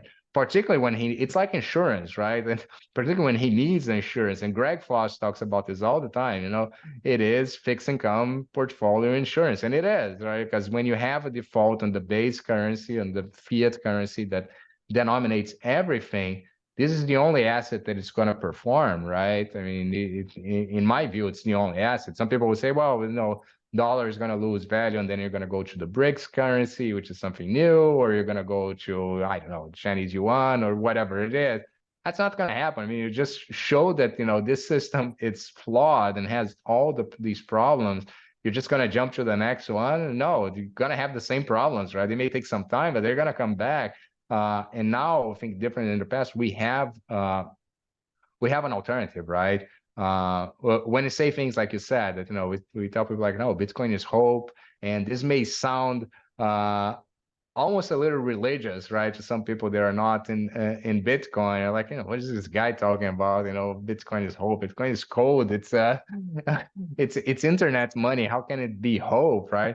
But it's because of that. It's insurance. It's if everything doesn't go according to plan, it is the diversification that you want to have in your portfolio. And just to conclude, one of the things we do in these analytics is we actually run optimization. So what I'll do is say, forget about, let's say you don't know how much Bitcoin you want to include in your portfolio, right? Let's get your original portfolio and let's simulate different allocations, right? We'll put 1%, a 5%, a 10%, a 15% Bitcoin allocation, and we'll do the same thing with the other assets, right? So if it's a 60-40 with S&P and, I don't know, 20-year bonds, we'll change the allocations and find the optimal allocation for your portfolio, and then have to define what optimal is. So let's say you're trying to optimize for the risk-adjusted return. I want to have the best risk-adjusted return that I could get. And what you see is that Bitcoin is always there, right? There's something called an efficiency frontier, which what it shows is that, think about it, on the x-axis you have on the left side, the most conservative investor that you can have, and then on the right, the most aggressive investor that you have. And then you have the different weightings of the assets that you have in your portfolio, right? So for example, in a 60-40 portfolio, the most conservative investor will have close to 100% in bonds, right? Very little percent in equities, right? As you run through that spectrum, your bond portfolio starts to decrease, your equity portfolio starts to increase because you're willing to take more risk, right? When you include Bitcoin, a Bitcoin allocation is present for any level of risk, from the most conservative to the most aggressive. It's the only asset, when you look at the very broad, diversified basket of assets, that has this behavior. You know, even things like gold, people say, well, what about gold? Yeah, gold does add some of those benefits, but one thing you have to keep in mind is that gold returns, at least recently, and who knows what's going to happen, haven't been that high, right? So when you look at it, it is an uncorrelated asset, which is one of those things that I think I said it's important. It has very low volatility, which is another thing that it's good for your portfolio, but it also has very little returns, right? So at some point, unless you leverage your gold allocation, which definitely that will embed other kinds of risks, right? You're not going to be able to. You're very aggressive, and are better off going to something like Bitcoin, which will perform significantly better, right? So I mentioned a lot of things, but that's kind of like how we're thinking about portfolio allocation, how we're looking at diversification, and it's been very, it's very very humbling and an amazing experience to see, all these investors, different profiles coming to us, allowing us to have these kind of discussions. Because when you start with the numerical, mathematical discussion, and you prove that, this is pure math, right? It makes sense. Then it opens the door for you to have the fundamental conversation. Say, yeah, and by the way, this is not going to be debased. By the way, this is the only asset. Again, it's not in the control of anybody, right? And all of those things. It's decentralized. Then it opens the, I think, the conversation for the more fundamental questions. And even if they want to talk about that, you say, listen, forget all about that. Just think about it as being a manager, as in my example, it fits in your portfolio, right? So get off of zero, put some allocation, and then you understand this better with time. Absolutely. I love how it's open and you share with everyone. It's on their Nakamoto portfolio site, and we're going to put the web address in the description, and I'd like you to give it to us as well. You mentioned risk-adjusted returns. It's always about risk-adjusted returns. And you mentioned Sharpe ratio, so important. And that's key, as we see that with Bitcoin. People always talk about the volatility, but overall, it's still very positive. It's very favorable. And I think that these models or frameworks just demonstrate how Bitcoin will demonetize other assets. It's the only way to really have a savings account. You mentioned Lynn Alden, excellent. She's amazing. I love her writings. It's so important in this type of society that we're in, to own things and to have optionality and to remain liquid at the same time. You mentioned these portfolios, 60-40. There's the all-season portfolio, which I like. That's based on Ray Dalio. Commodities ETFs. You have the diversified bond, the gold, and gold miners, the multi-asset, the real estate, and there are a few others, but the one that I thought was really funny was the rat poison one. And that's the biggest critics on Bitcoin. So I urge everyone to check those out. Amazing stuff. I guess we have to remove BlackRock from that one. Yes, right? And we'll have to keep JP Morgan, Jamie Dimon, and Berkshire Hathaway, because I don't think that Warren Buffett is going to be changing his mind anytime soon. Yeah. And, I want to talk about your principles, because that's important. I love your principles, how you talk about no price prediction. It's Bitcoin led, no shit coins. And it's open source ethos. Focus on these frameworks and understanding these concepts. And you're always humble. You're always acknowledging that there are limitations to these models. And that's so special. So I want to talk about DCA, or lump sum. And you mentioned that point, and I think that is probably the most popular question, because we're always conditioned to say dollar cost average is the best way for investing, and we should always do that. However, your research has shown something different. Yeah, exactly. So this is a question that we get a lot, as you mentioned, and I would say, I think I haven't checked the stats recently, but up until a few weeks ago, the DCA calculator that we have in our website, it was the most used tool that we have on the website. And let's start by kind of like talking about what is DCA, right, and what we mean by DCA. So imagine you have $100 in your bank account, and you have to make a decision. I'm going to deploy this to Bitcoin. You decided you want to buy Bitcoin with those $100, right? Are you going to deploy $100 today, or you're going to deploy $100 with some time? So let's say you may decide that for the next 10 months you're going to deploy $10, right? That's DCA, your dollar cost averaging a long time. I think people confuse a little bit, and that's why the definition is important, with somebody, for example, that receives a paycheck every 2 weeks, and then they get from their paycheck and then buy Bitcoin with their paychecks. Let's say they determine that, every paycheck I'm going to have $100 available that I'm going to go out and buy Bitcoin. This is not DCA. You're getting an average cost basis, right? But you're not dollar cost averaging, because I think the way that, and again, this is definition, the way we think about DCA is you have the capital available today, it's in your bank account, and you have to make a decision. What I'm going to do with this capital? Am I going to deploy it all now, or I'm going to deploy with time, right? That person that is receiving the paycheck and deploying, the capital wasn't available in the past, right? And neither in the future. They deploy the capital, right? So this is, for me, a series of lump sums. You're buying every 2 weeks a lump sum of Bitcoin. So now that we set the definition, let's look at the data, right? So we ran the numbers. I have to say, I think since 2011 as well, because that's where we have data. And what we did is that we ran a series of strategies. So the first one, for example, might have been, okay, so let's say an investor does for 1 year, they're buying every single day for 1 year. And then we run that for every single period of time until today, right? So you have massive amount of data when you do that, because I have all these different periods, right? And the average here is that let me tell what the results are. The results are an average, and the average is very dangerous. The average, in this case, is like the same thing as you put your feet in the refrigerator, your head in the oven, and you're gonna say, on average, my temperature is fine, right? You're gonna freeze and you're gonna cook, but on average, everything is fine, right? So on average, with that disclaimer, on average, lump sum beats DCA, which is counterintuitive, right? So you think, okay, if somebody deploying the capital right away, it's better than DCA. And when I ran this, I ran together with Sam Callahan, right?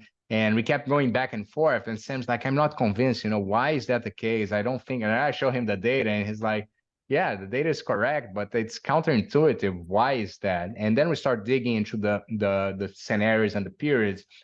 And one of the things that we saw very quickly is that, which kind of knew, right? But then it becomes, I think, very obvious when you do this analysis, is that Bitcoin, the price of Bitcoin, and everything I'm saying is the past, right? It can change in the future, but in the past of Bitcoin, the price of Bitcoin has been most of the time sideways or going down, right? The periods where it goes up in very short periods of time, very concentrated, and in quick bursts, right? So it goes up very quickly. It's the opposite of a traditional asset, right? In equities, for example, people have a saying. They say, yeah, you go up the escalator and then down the elevator shaft, right? Bitcoin is the opposite. You go up with a rocket and you come down with a parachute, right? So you have these periods where price just skyrockets up, and then, periods of strength. And by the way, this is one of the reasons why hodling Bitcoin is so hard, because you have, days of glory and pleasure, and then you have months and years of pain, right? Where the price, just like now, price seems to be stuck there between 30 and 31,000. It's not going anywhere, right? And this is the norm. Most of the time, this is what we feel. But why I'm telling you this, because when you're doing DCA, you increase the probability of missing these updates significantly. So you may have, your DCA and price is going down, so that's good. But when it goes down slowly, right? So you're getting better prices, and then all of a sudden you miss this massive move up. You're never going to catch up again, because now you're back DCing at a much higher level, right? Than you were before. There's some analytics on the site as well. We actually got like the top, and you can customize this, but I think the default, it will show you like the top 10 3-day moves of Bitcoin since 2011. And when you look at these periods, like it's massive return. So by just missing these periods in every, like the top 3 days in every year, you're already like, instead of having a positive return, having a return is very close to flat, right? So it's a very asymmetric risk return profile in that sense. So as I said, on average, if you look at the DCA versus lump sum, you're better off doing a lump sum. Now, I said that the average is a dangerous thing to look here, right? And I'll tell you one of the main reasons why that's the case. So somebody, and I'll start that with an example. Somebody that bought Bitcoin on the all-time high, right? So they bought it at 69,000. And then they've been doing, let's exaggerate, they've been buying Bitcoin every single day since 69,000 until today. They're in the green by, I have the numbers from them, but something like 20%. So in the green, they're actually making money because they bought at 69, but they also bought at 14, they also bought at 15, they also bought at 20. They bought a lot at around 20, right? So their cost base is actually lower now than the current price. While if somebody had lump sum on the all-time high, they're down 50% from there, right? So that tells you that, that this is not always the case, right? In bear markets, you're better off doing the DCA than you're doing lump sum, right? But then the question is, when are you in the bear market? When is the bear market over, right? When are you going to flip from one strategy to the other?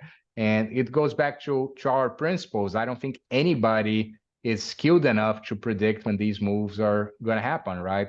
First of all, they depend on so many different variables. One thing you kind of touched on, which is also important, is that when we think about Bitcoin price, right? Price is not, we think about a single point, but price is not a single point. Price is a vector, right? So price depends on several, there's several people, it's more like a matrix, right? They have several people that have their price. If you ask me right now, what is the Bitcoin price for you to sell all your Bitcoin? I'll tell you, it's not 30,000, it's much higher, right? So my price is not reflected there. What it's reflected there is the trader, somebody that is looking for short-term liquidity, that is looking to sell their Bitcoin today, that it's actually driving that price.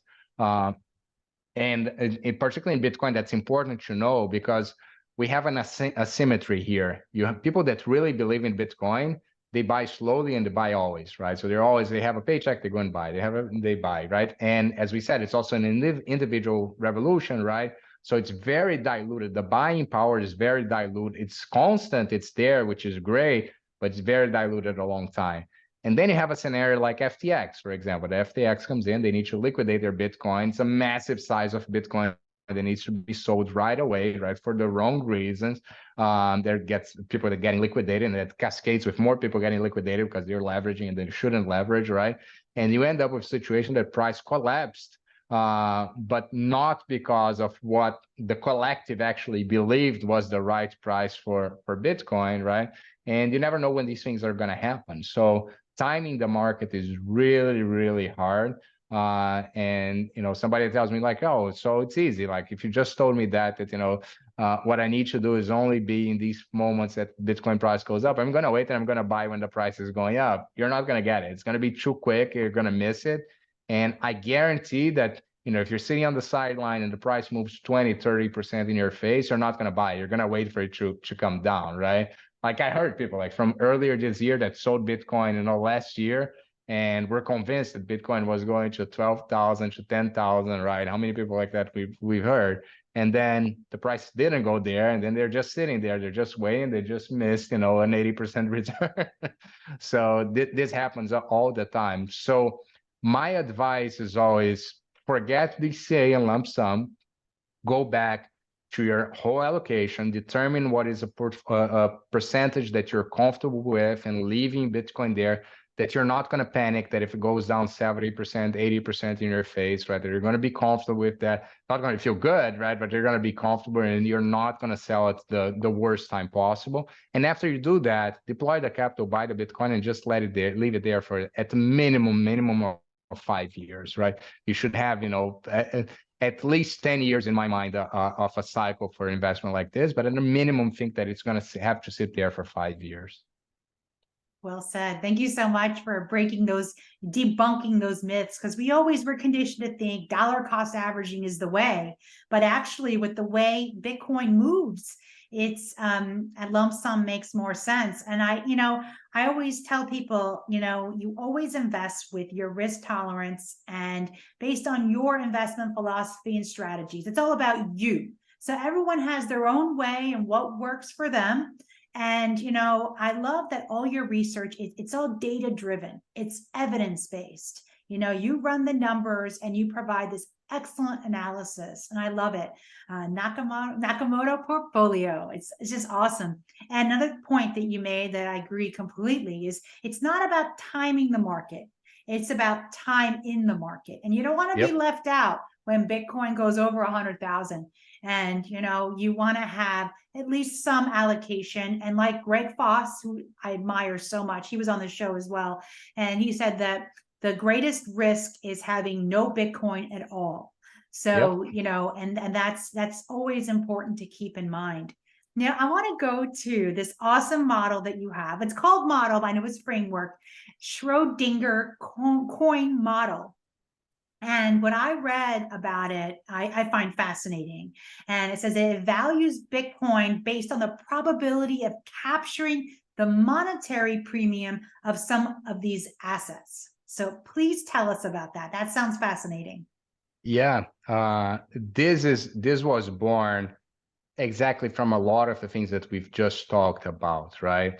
So let me recap very quickly some of the things we talked about, because they're going to come into play here. A lot of capital in the market. There's a lot of money printing, right? And this money has to go somewhere, right? There is excess money in the system. It has to end up somewhere, right?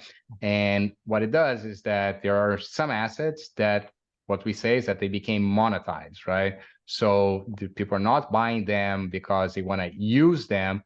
They're buying them as a store of value, as a long-term store of value. And this, I think, great example about this is real estate, which we can get into a lot of detail, because I actually wrote something specifically about real estate. But a lot of people buy real estate, they buy a second home as a way to kind of like store some of their assets. They buy a rental property because they think they're going to be getting some yield, right? So real estate's a $320 trillion market globally, right? The estimate is that more than half of this is monetization. It's not people buying the real estate because they want to live there. The value that it compounded into real estate is because people are buying for as a store value. And again, I'll come back to Brazil again, because this is so true in Brazil. Like, imagine if, since from everything that I told you, we needed to find somewhere to leave their money, right? Real estate became very popular because it was the first asset to actually be dollarized. So even though the transactions would happen in local currency, the price references in everybody's mind was in dollars. So they remember, I bought this apartment for $100,000, right? So when they sold, they remember the $100,000 as so it almost intuitively, the prices became dollarized. And that created a culture where people think, yeah, if I buy real estate, that's like dollars, right? That's going to be there. It's going to be safe. And I know that in 20 years time, when I sell, I'm not going to lose money, because in dollar terms, I'm still getting the same amount of dollars as before. You're not making the calculation that the dollar just is losing value as well, but that doesn't matter that much, because in comparison to their currency, they're losing much less value, right? And just like real estate, we have stocks that have the same thing, right? A lot of the money, a lot of people don't even know what they're buying, right? They'll buy an index, they'll buy the S&P, they don't even know that they're buying companies behind it, right? I've seen people that, I tell them like, no, you're buying the companies. They're like, no, I'm buying the S&P. I'm like, no, but the S&P is companies. At the end of the day, investing in the company, you need to know if they're profitable or not profitable. Like, no, it doesn't matter because it's the stock market. I'm buying the stock market, right? And again, particularly in the US, I think that stocks became a very common store of value, right? First thing, you get your 401k. First thing that the suggestions that you get, yeah, you gotta gonna have a stock fund or a stock portfolio or whatever it is. Bonds, the same thing. Bonds, I think it's easy to understand that people have them for a store of value. Then you have gold. A lot of the gold value is also based on monetary premium, right? Even art is in the fine arts, another market that has been monetized. People use it as a long-term store of value. So the genesis, going back to the Schrodinger model, the genesis of this was actually I was hearing Michael Saylor talk with Nick Bhatia, I think it was late last year, about Bitcoin as property, right? And he mentioned exactly this. He says, yeah, look at real estate, for example. Real estate has all these issues, right? You think you own your real estate, you don't because you pay taxes. So at the end of the day, you're just renting it from the government, right? Try not paying the taxes to see what happens, right? And it's like a list of these different things. But then at the end, I heard that and like, well, absolutely true. I believe in all of this, but when is this going to happen, right? How long is it going to take for Bitcoin to really capture that market? And the other thing is that I'm not 100% sure that this is going to happen. There's a probability associated with this. Everything, I always like to think about things in probabilities because I think that gives you an idea about scenarios and seeing what the worst case is, right?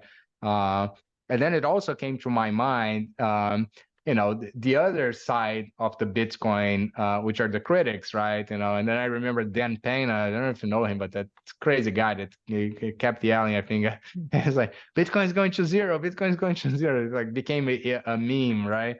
So like, yeah, both are wrong because Michael was saying this with 100% certainty, Dan is saying this with 100% certainty, where probably, I think Michael Saylor's probability is 90%, right? But there is or 95, whatever is the number, but there is a probability that this is actually, may fail, right? I think it's minimum, but there is a probability. We can't just consider that. So I remember there's this experiment in quantum physics where you're trying to show why things can be in two states at the same time. And what they do in the thought experiment, it's called the Schrodinger cat model, which is, imagine you have a box, right? And it's a complete sealed box. You can see what it's inside. And you put a cat inside and there's a vial of poison that 50% of the time, the vial of poison leaks and the cat dies. 50% of the times it doesn't and the cat is alive, but the box is closed. And the question is the cat dead or alive, right? And if you look at the explanation of quantum physics, the cat is both dead and alive at the same time. And when you open that box, actually the action of observing the box influences the outcome, right? So the outcome is dependent on the observer. And I remember that like, oh, this is exactly like Bitcoin, right? Bitcoin, I'm hearing all these guys saying Bitcoin is dead, Bitcoin is alive, Bitcoin is going to, $100 million and Bitcoin is going to zero, right? Cat is dead, cat's alive. And it's the same thing, as you observe Bitcoin, as you understand Bitcoin, as you get more knowledgeable with it, right? Then we influence its state as well. So I said, well, this is interesting. I may actually write something where, I assign probability to these events. And let's take a look at these markets and say, yeah, I have stocks, bonds, gold, all of that. What is the probability of Bitcoin capturing part of this monetary premium of each of these assets, right? And again, I'm not going to get into specific numbers because that will get to a specific price target. But the point here is not to get to a specific price target. What I do a lot is that, our conversations, particularly with the skeptics, I'll ask them like, okay, so if you think Bitcoin is not going to work out, but with what probability? And they may say, well, I think, there's a 20% probability that Bitcoin works out. I'm like, okay, so, and if it does work out, what do you think it's the probability that it captures real estate market, right? And like in the scenario that it really works out, and like, well, if it really works out, it could capture, 50% of that premium, right? And say, okay, so, and then when you think that happens, it's like, yeah, this could happen in 20 years time. You plug these numbers in, And a conclusion that you get very quickly is that these numbers are so high, right? Because again, the monetization of these assets is astronomical that you don't need a lot of capture to actually justify a large price of Bitcoin. If only a small part of these assets flow into Bitcoin, which again shows that we're really, really early. And I'll give an example. Like as I said, real estate is a $320 trillion market, right? If we assume that not 50%, but 30% of the real estate market is monetary premium, right? So I'm not even going to the 50%. I'm actually being more conservative in 30%. And I think that Bitcoin only has a probability of capturing that, of around 50%, for example. Let's be even more conservative. Let's say Bitcoin has a 10% probability of capturing that market, right? And that's going to happen in 20 years from now. So it's not even happening now. It's happening way in the future. If you believe that that scenario is correct, right, I think it's really, really conservative. What it means is that Bitcoin should be worth today $113,000 based on that. So I think just one thing. I came back to the screen here, and I think oh no, I thought I pressed the record button by mistake here. I didn't. Okay. Well, that's pretty awesome analysis there. I love that. You mentioned you think in probabilities. I do as well. It's important to always think in probabilities, in my opinion, maybe because I'm a math person as well. It's important to know that. And, you mentioned real estate. You always have taxes. Even if you own your home free and clear, you still have that tax lien or that tax burden on your home. So you're not technically owning it free and clear. And, Michael Saylor mentioned that. And he also mentioned the separation of property from earth. And I love that concept. So excellent, excellent stuff. So on the Nakamoto portfolio, there was another section which I found fascinating. And you've been talking about real estate. We're talking about real estate. So you expose the hidden costs of it eating away all the return, almost all of its returns. And I love that you use these words, you unmask the truths. That's all part of why we're here today, is people have been conditioned to think a certain way. And so we're trying to open their minds and see another way. And I love that you have this question and you talk about real estate. So I'm going to ask you, is real estate truly the perfect shield against inflation? No, it's far from perfect. It is a shield, right? But it's far from perfect.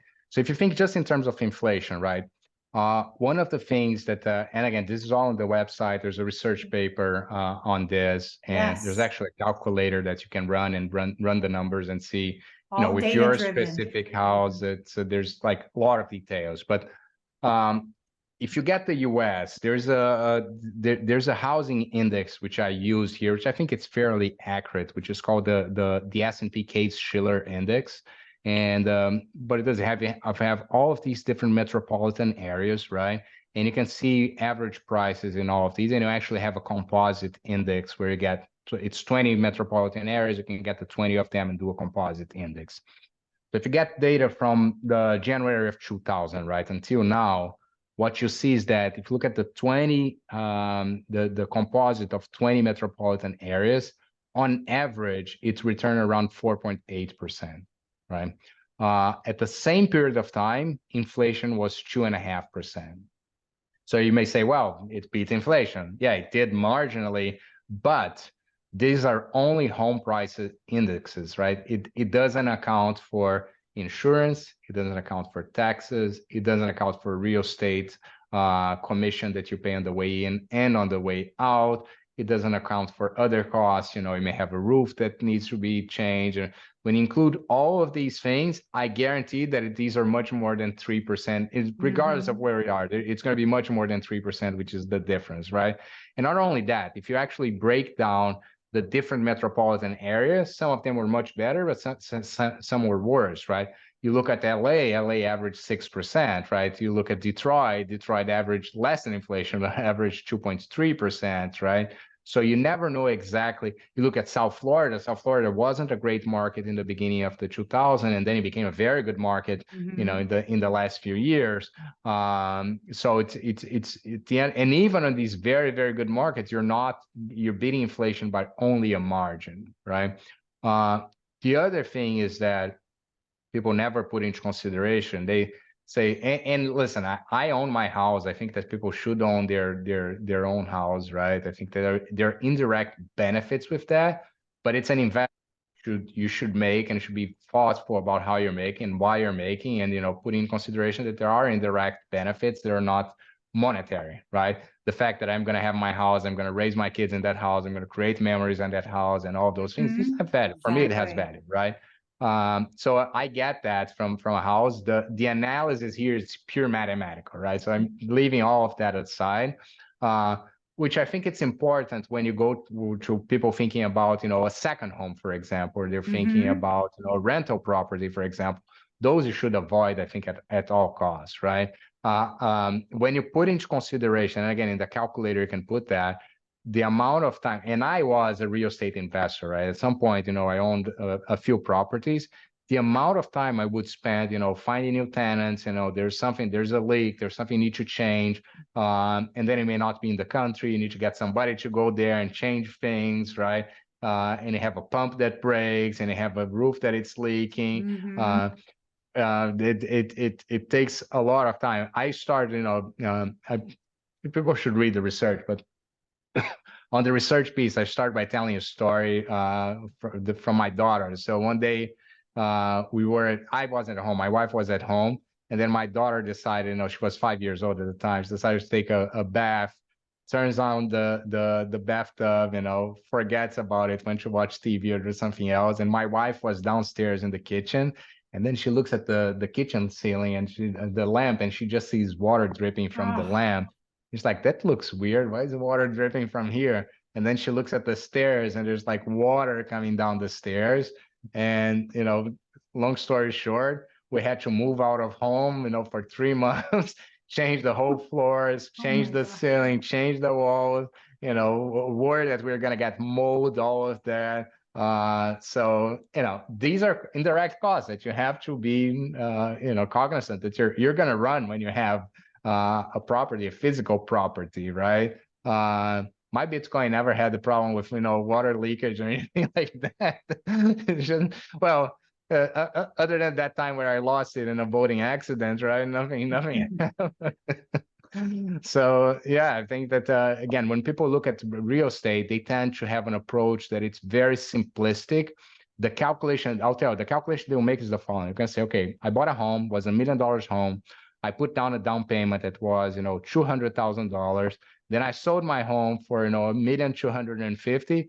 And guess what? My $200,000 just became $450 at the end, right? Because I got my 200. That's the calculation. That's how far they're gonna go, right? And they're gonna look and say, well, this is amazing, right? I remember just putting $200,000, and then I got $450,000 in profit at the end. What other asset I get? And I have the tax deductions, right? I have all of these things. These are calculations people make in their mind. But the reality is that through that whole period, you paid for taxes not on a $200,000 home, but on a $1 million home. You paid for maintenance not on a $200,000 home, but on a $1 million home, right? And these things you spent a lot of your own personal time to get these things going. So, make the investment, but make sure to run the numbers, and you see that, it's not nearly as good as you imagine. So it is, to answer your question, it is a shield to inflation. It's not an ideal shield for inflation. There are better ones out there. Well said. Sorry to hear about that 3-month having to leave your home to have, but yes, it is. Like you said, I think of real estate as an investment. There are a lot of headaches. It's never truly passive income. And even though the government in the US calls it passive income, collecting rents and everything, it's never truly passive. And we have been in real estate investors for over 20, my husband's been over 30 years, but over 25 years. And one thing I know, there's always some type of maintenance. There's always something, especially when you have tenants, and, there's always some issues, right? And so, but yeah, so we're talking about real estate as an investment versus primary residence, which is your home. It's where you live, where you make your memories. That's totally different. And you're not supposed to view that as an investment. It can be, I guess, in some type of markets. My parents, when they lived in South Florida, They had their home like basically double on them, so that was, a different anomaly, but overall, generally, yeah, your primary residence is not your investment. It's where you have your family and your home and your memories. So excellent points there, debunking more myths with data-driven research. And I love that. I love how you mentioned on your Nakamoto portfolio site also how it turns out that Bitcoin's returns are not as normal as expected. And that's an important point. And then you talk about how Bitcoin and a retirement account has so many benefits, which is so important. So I urge everyone to read all that. And then I want to ask you about this other one, which I thought was fascinating. I think it's something you work with Greg Foss with. It was Bitcoin priced as default insurance on a basket of sovereigns. If you could tell us about that one, because I love that insurance word, and we talked about that earlier, but please tell us about that. Sure. I'll try to keep this one brief. This is it's a little bit more complicated, but because there are some topics here that I think are not as familiar concepts for most people, but I'll try to keep it simple and in a way that people understand. So remember when I said that you buy a bond, right? So you go out, you buy a bond from, let's say, U.S. Treasuries, right? And you buy the U.S. Treasuries and they're yielding 5%. There is a probability, and let's say this is a one-year bond to make it simple, right? There's a probability, although low, that between now and the end of 1 year, the U.S. government is not going to pay you, right? Actually, we just went through that, right? And they had to raise the debt ceiling to make sure that no default was going to happen. And again, I think it's a low probability event, but it's an event. There's actually a market that prices this, which is called the credit default swap market, where what it does is it's exactly as you mentioned. It's like insurance. You're going to say, I'm going to buy insurance on U.S. Treasuries for 1 year, right?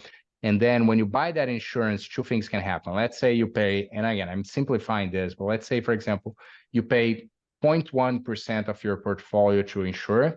So if after 1 year nothing happens, just like insurance, you lost the 0.1%, right? If there is a default event, you receive back proceeds. So it's kind of like your house was in fire, you got paid back. It's not exactly the amount of your house, but you're going to get paid back something, right?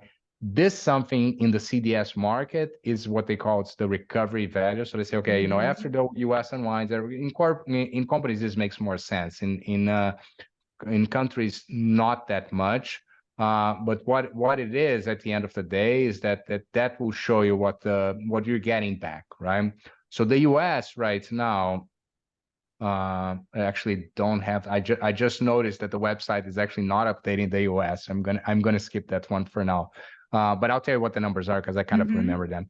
Great. So the US had something around 20 basis points on CDS, so it means 0.2% to insure your portfolio.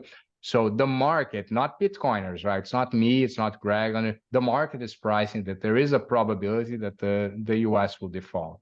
Well, if the US defaults, I would argue that that's the end of fiat, right? Or at least we just made a significant step towards the end of fiat. So if fiat collapses, right, what is the alternative? Well, I would say, in my view, there are few alternatives. Gold, there's Bitcoin, but Bitcoin is definitely one of those alternatives, right? So when you talk about pricing Bitcoin as a CDS default protection, what you do is that you're going to look, okay, so if the US defaults, what are they defaulting on? They're defaulting on all the debt obligations, funded and unfunded, that are out there. And the price, how much would I pay for this insurance? This is what the fair value of Bitcoin should be today, based on the probability, which is the CDS price, times the debt that you're trying to protect, right? So the debt you're trying to protect is like the home price that you're trying to protect. When you do this calculation, you get to, it depends kind of like the variables that you use, but you'll see that Bitcoin is underpriced, right? The price is that should be around $60,000 to $70,000. Again, we're not pricing this based on what Bitcoiners believe. I'm pricing this in what the CDS market is pricing right now, right? And I think it's a very interesting approach to do that because it's a way to show people like, yeah, forget about us Bitcoiners, right? Let's look at the market and see what the market is actually saying, right? Love that. Using the credit default swaps to estimate the value of Bitcoin is brilliant. I thought it was an excellent model. I urge everyone to look at that as well. I want to end on the note of gold versus Bitcoin. Through difficult times, you always think of, having hard assets, and everyone always thinks of gold. So we all think of gold. And so now there's another solution. The hardest money ever created is Bitcoin. And so I'd like to ask you to compare gold versus Bitcoin and how you view the probability of Bitcoin capturing gold's monetary premium in, say, the next 5 years. Yeah. And this is my personal view, I think this is going to happen. I think gold failed already, right? Unfortunately, that's the reason why we have fiat today is because gold failed, right? I told the story earlier about, the example about thinking about the gold vault and getting the receipts for your gold. That's the genesis of fiat, right? It was receipts on something physical, and why people didn't want to have gold and transacting gold, because gold is very good to transport value a long time. It's not very good to transport value a long space, right? You want to try taking, all your savings in gold across a border, or just driving around town with all your savings in gold, right? And that has potential to be catastrophic, right? It can be confiscated. It's physical, right? And when I look at gold, I remember a lot something that Jeff Poof says time and time again in his book, which is he uses the example of Blockbuster and Netflix, right? That everybody looked at Blockbuster in their early years and said, yeah, this is great because it's not only a rental movie business, but it's also a great real estate business, right? They have all these properties around the U.S., right? So this is great. It actually has physical value behind it, right? So this is never going to fail because it has the real estate as collateral, right? And it's physical, you see it. Well, that asset became a liability because then comes Netflix, right? And Netflix doesn't have the real estate. But guess what? They don't need to have, because they just dematerialize the way that you're going to consume videos. You don't need to go somewhere. Video is going to be delivered to your home, first in DVDs and then in digital content, right? And the Blockbuster couldn't see that shift, that what they had that they thought was their greatest asset was actually their biggest liability. And I think it's the same thing with gold. I think gold has this huge problem that people think, the first thing is, no, but gold is physical. I can see it. It's there, right? Yes. The same thing. It's the Blockbuster of the digital store, of the store of value, right? And Bitcoin, I think, fixes this, that you remember 12 words, you can take Bitcoin wherever you want, and people don't know, if you have in your mind is worth, 1 Satoshi, 1,000 Satoshis, 100 million Satoshis. People just don't know, and there's no way to know, right? Because it's in your mind, and it just takes 12 words. You can take it wherever you want. And the 12 words can store technically in 12 words, technically, and again, this technically could store all the value of the world, right? In 12 words. So I think, again, that the other thing that I would say is that the issuance of gold is far from it's better than fiat, because you kind of know how much gold is coming through production every year. But, maybe next year they find, a new gold mine that it's massive somewhere, and you have a massive overflow of gold in the system, right? You don't know. It can only get worse. It's not going to get significantly better. While Bitcoin, it has, as we discussed, a very scheduled, very understood issuance schedule, right? That it's not going to accelerate because you have difficulty adjustments going up and down. So I think this war is won. I think Bitcoin is much better than gold. It may take, we don't know how long it's going to take, right? It may take 5 years, may take 10 years, may take 15 years, but eventually I think Bitcoin is going to demonetize all the monetary premium of gold. Gold is still going to be around for industrial uses. It's still going to be around for jewelry, right? It's a beautiful piece, right? I mean, I love to see gold pieces, right? But to have that as storing your assets and your values, I think, doesn't make that much sense. And it's proven that it failed, right? Again, as we discussed. Well said. Thank you so much. You know, it's that unpredictability, the uncertainty that is key. And with Bitcoin, you know, and it is predictable, you know, the supply, and it will never increase from 21 million. So that's key. It's so well said. And, you know, it's not just a platform. It's not just currency. It's a platform for innovation and entrepreneurship. And it's so much more than money. And it has new applications and services that were not possible before, you know, the peer-to-peer lending, micropayments, all that, which is amazing. And much more that we don't even know, right? Exactly. Like in any new technology, there are things that are going to come out that we have no idea what they are. No It's idea. so exciting. I find it so exciting. And you know what I find amazing? That we hung out today and we talked, and Rapha, you are so brilliant, so amazing. And with what you contribute to all, you share this amazing Nakamoto portfolio with everyone. And you're so kind. You're a true humanitarian. So I just want to thank you for everything. Please tell all of our listeners how they can find out more about you, your research, and Swan Bitcoin.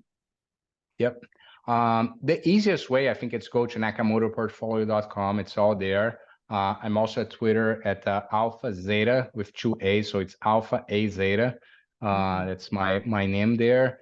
And yeah, happy to answer any questions, anything people and have suggestions. Let me know. I'm looking for new apps to add to Nakamoto Portfolio every day. So if there's any suggestions, any bugs, anything that people see broken, just let me know. Hit me up, DM me on Twitter. I always love to have these conversations, and thank you so much for inviting me. Absolutely. Thank you so much. So kind, and you're so open, so humble. Appreciate you so much and all your contributions. Thank you so much. And thank you to the listeners. Thank you.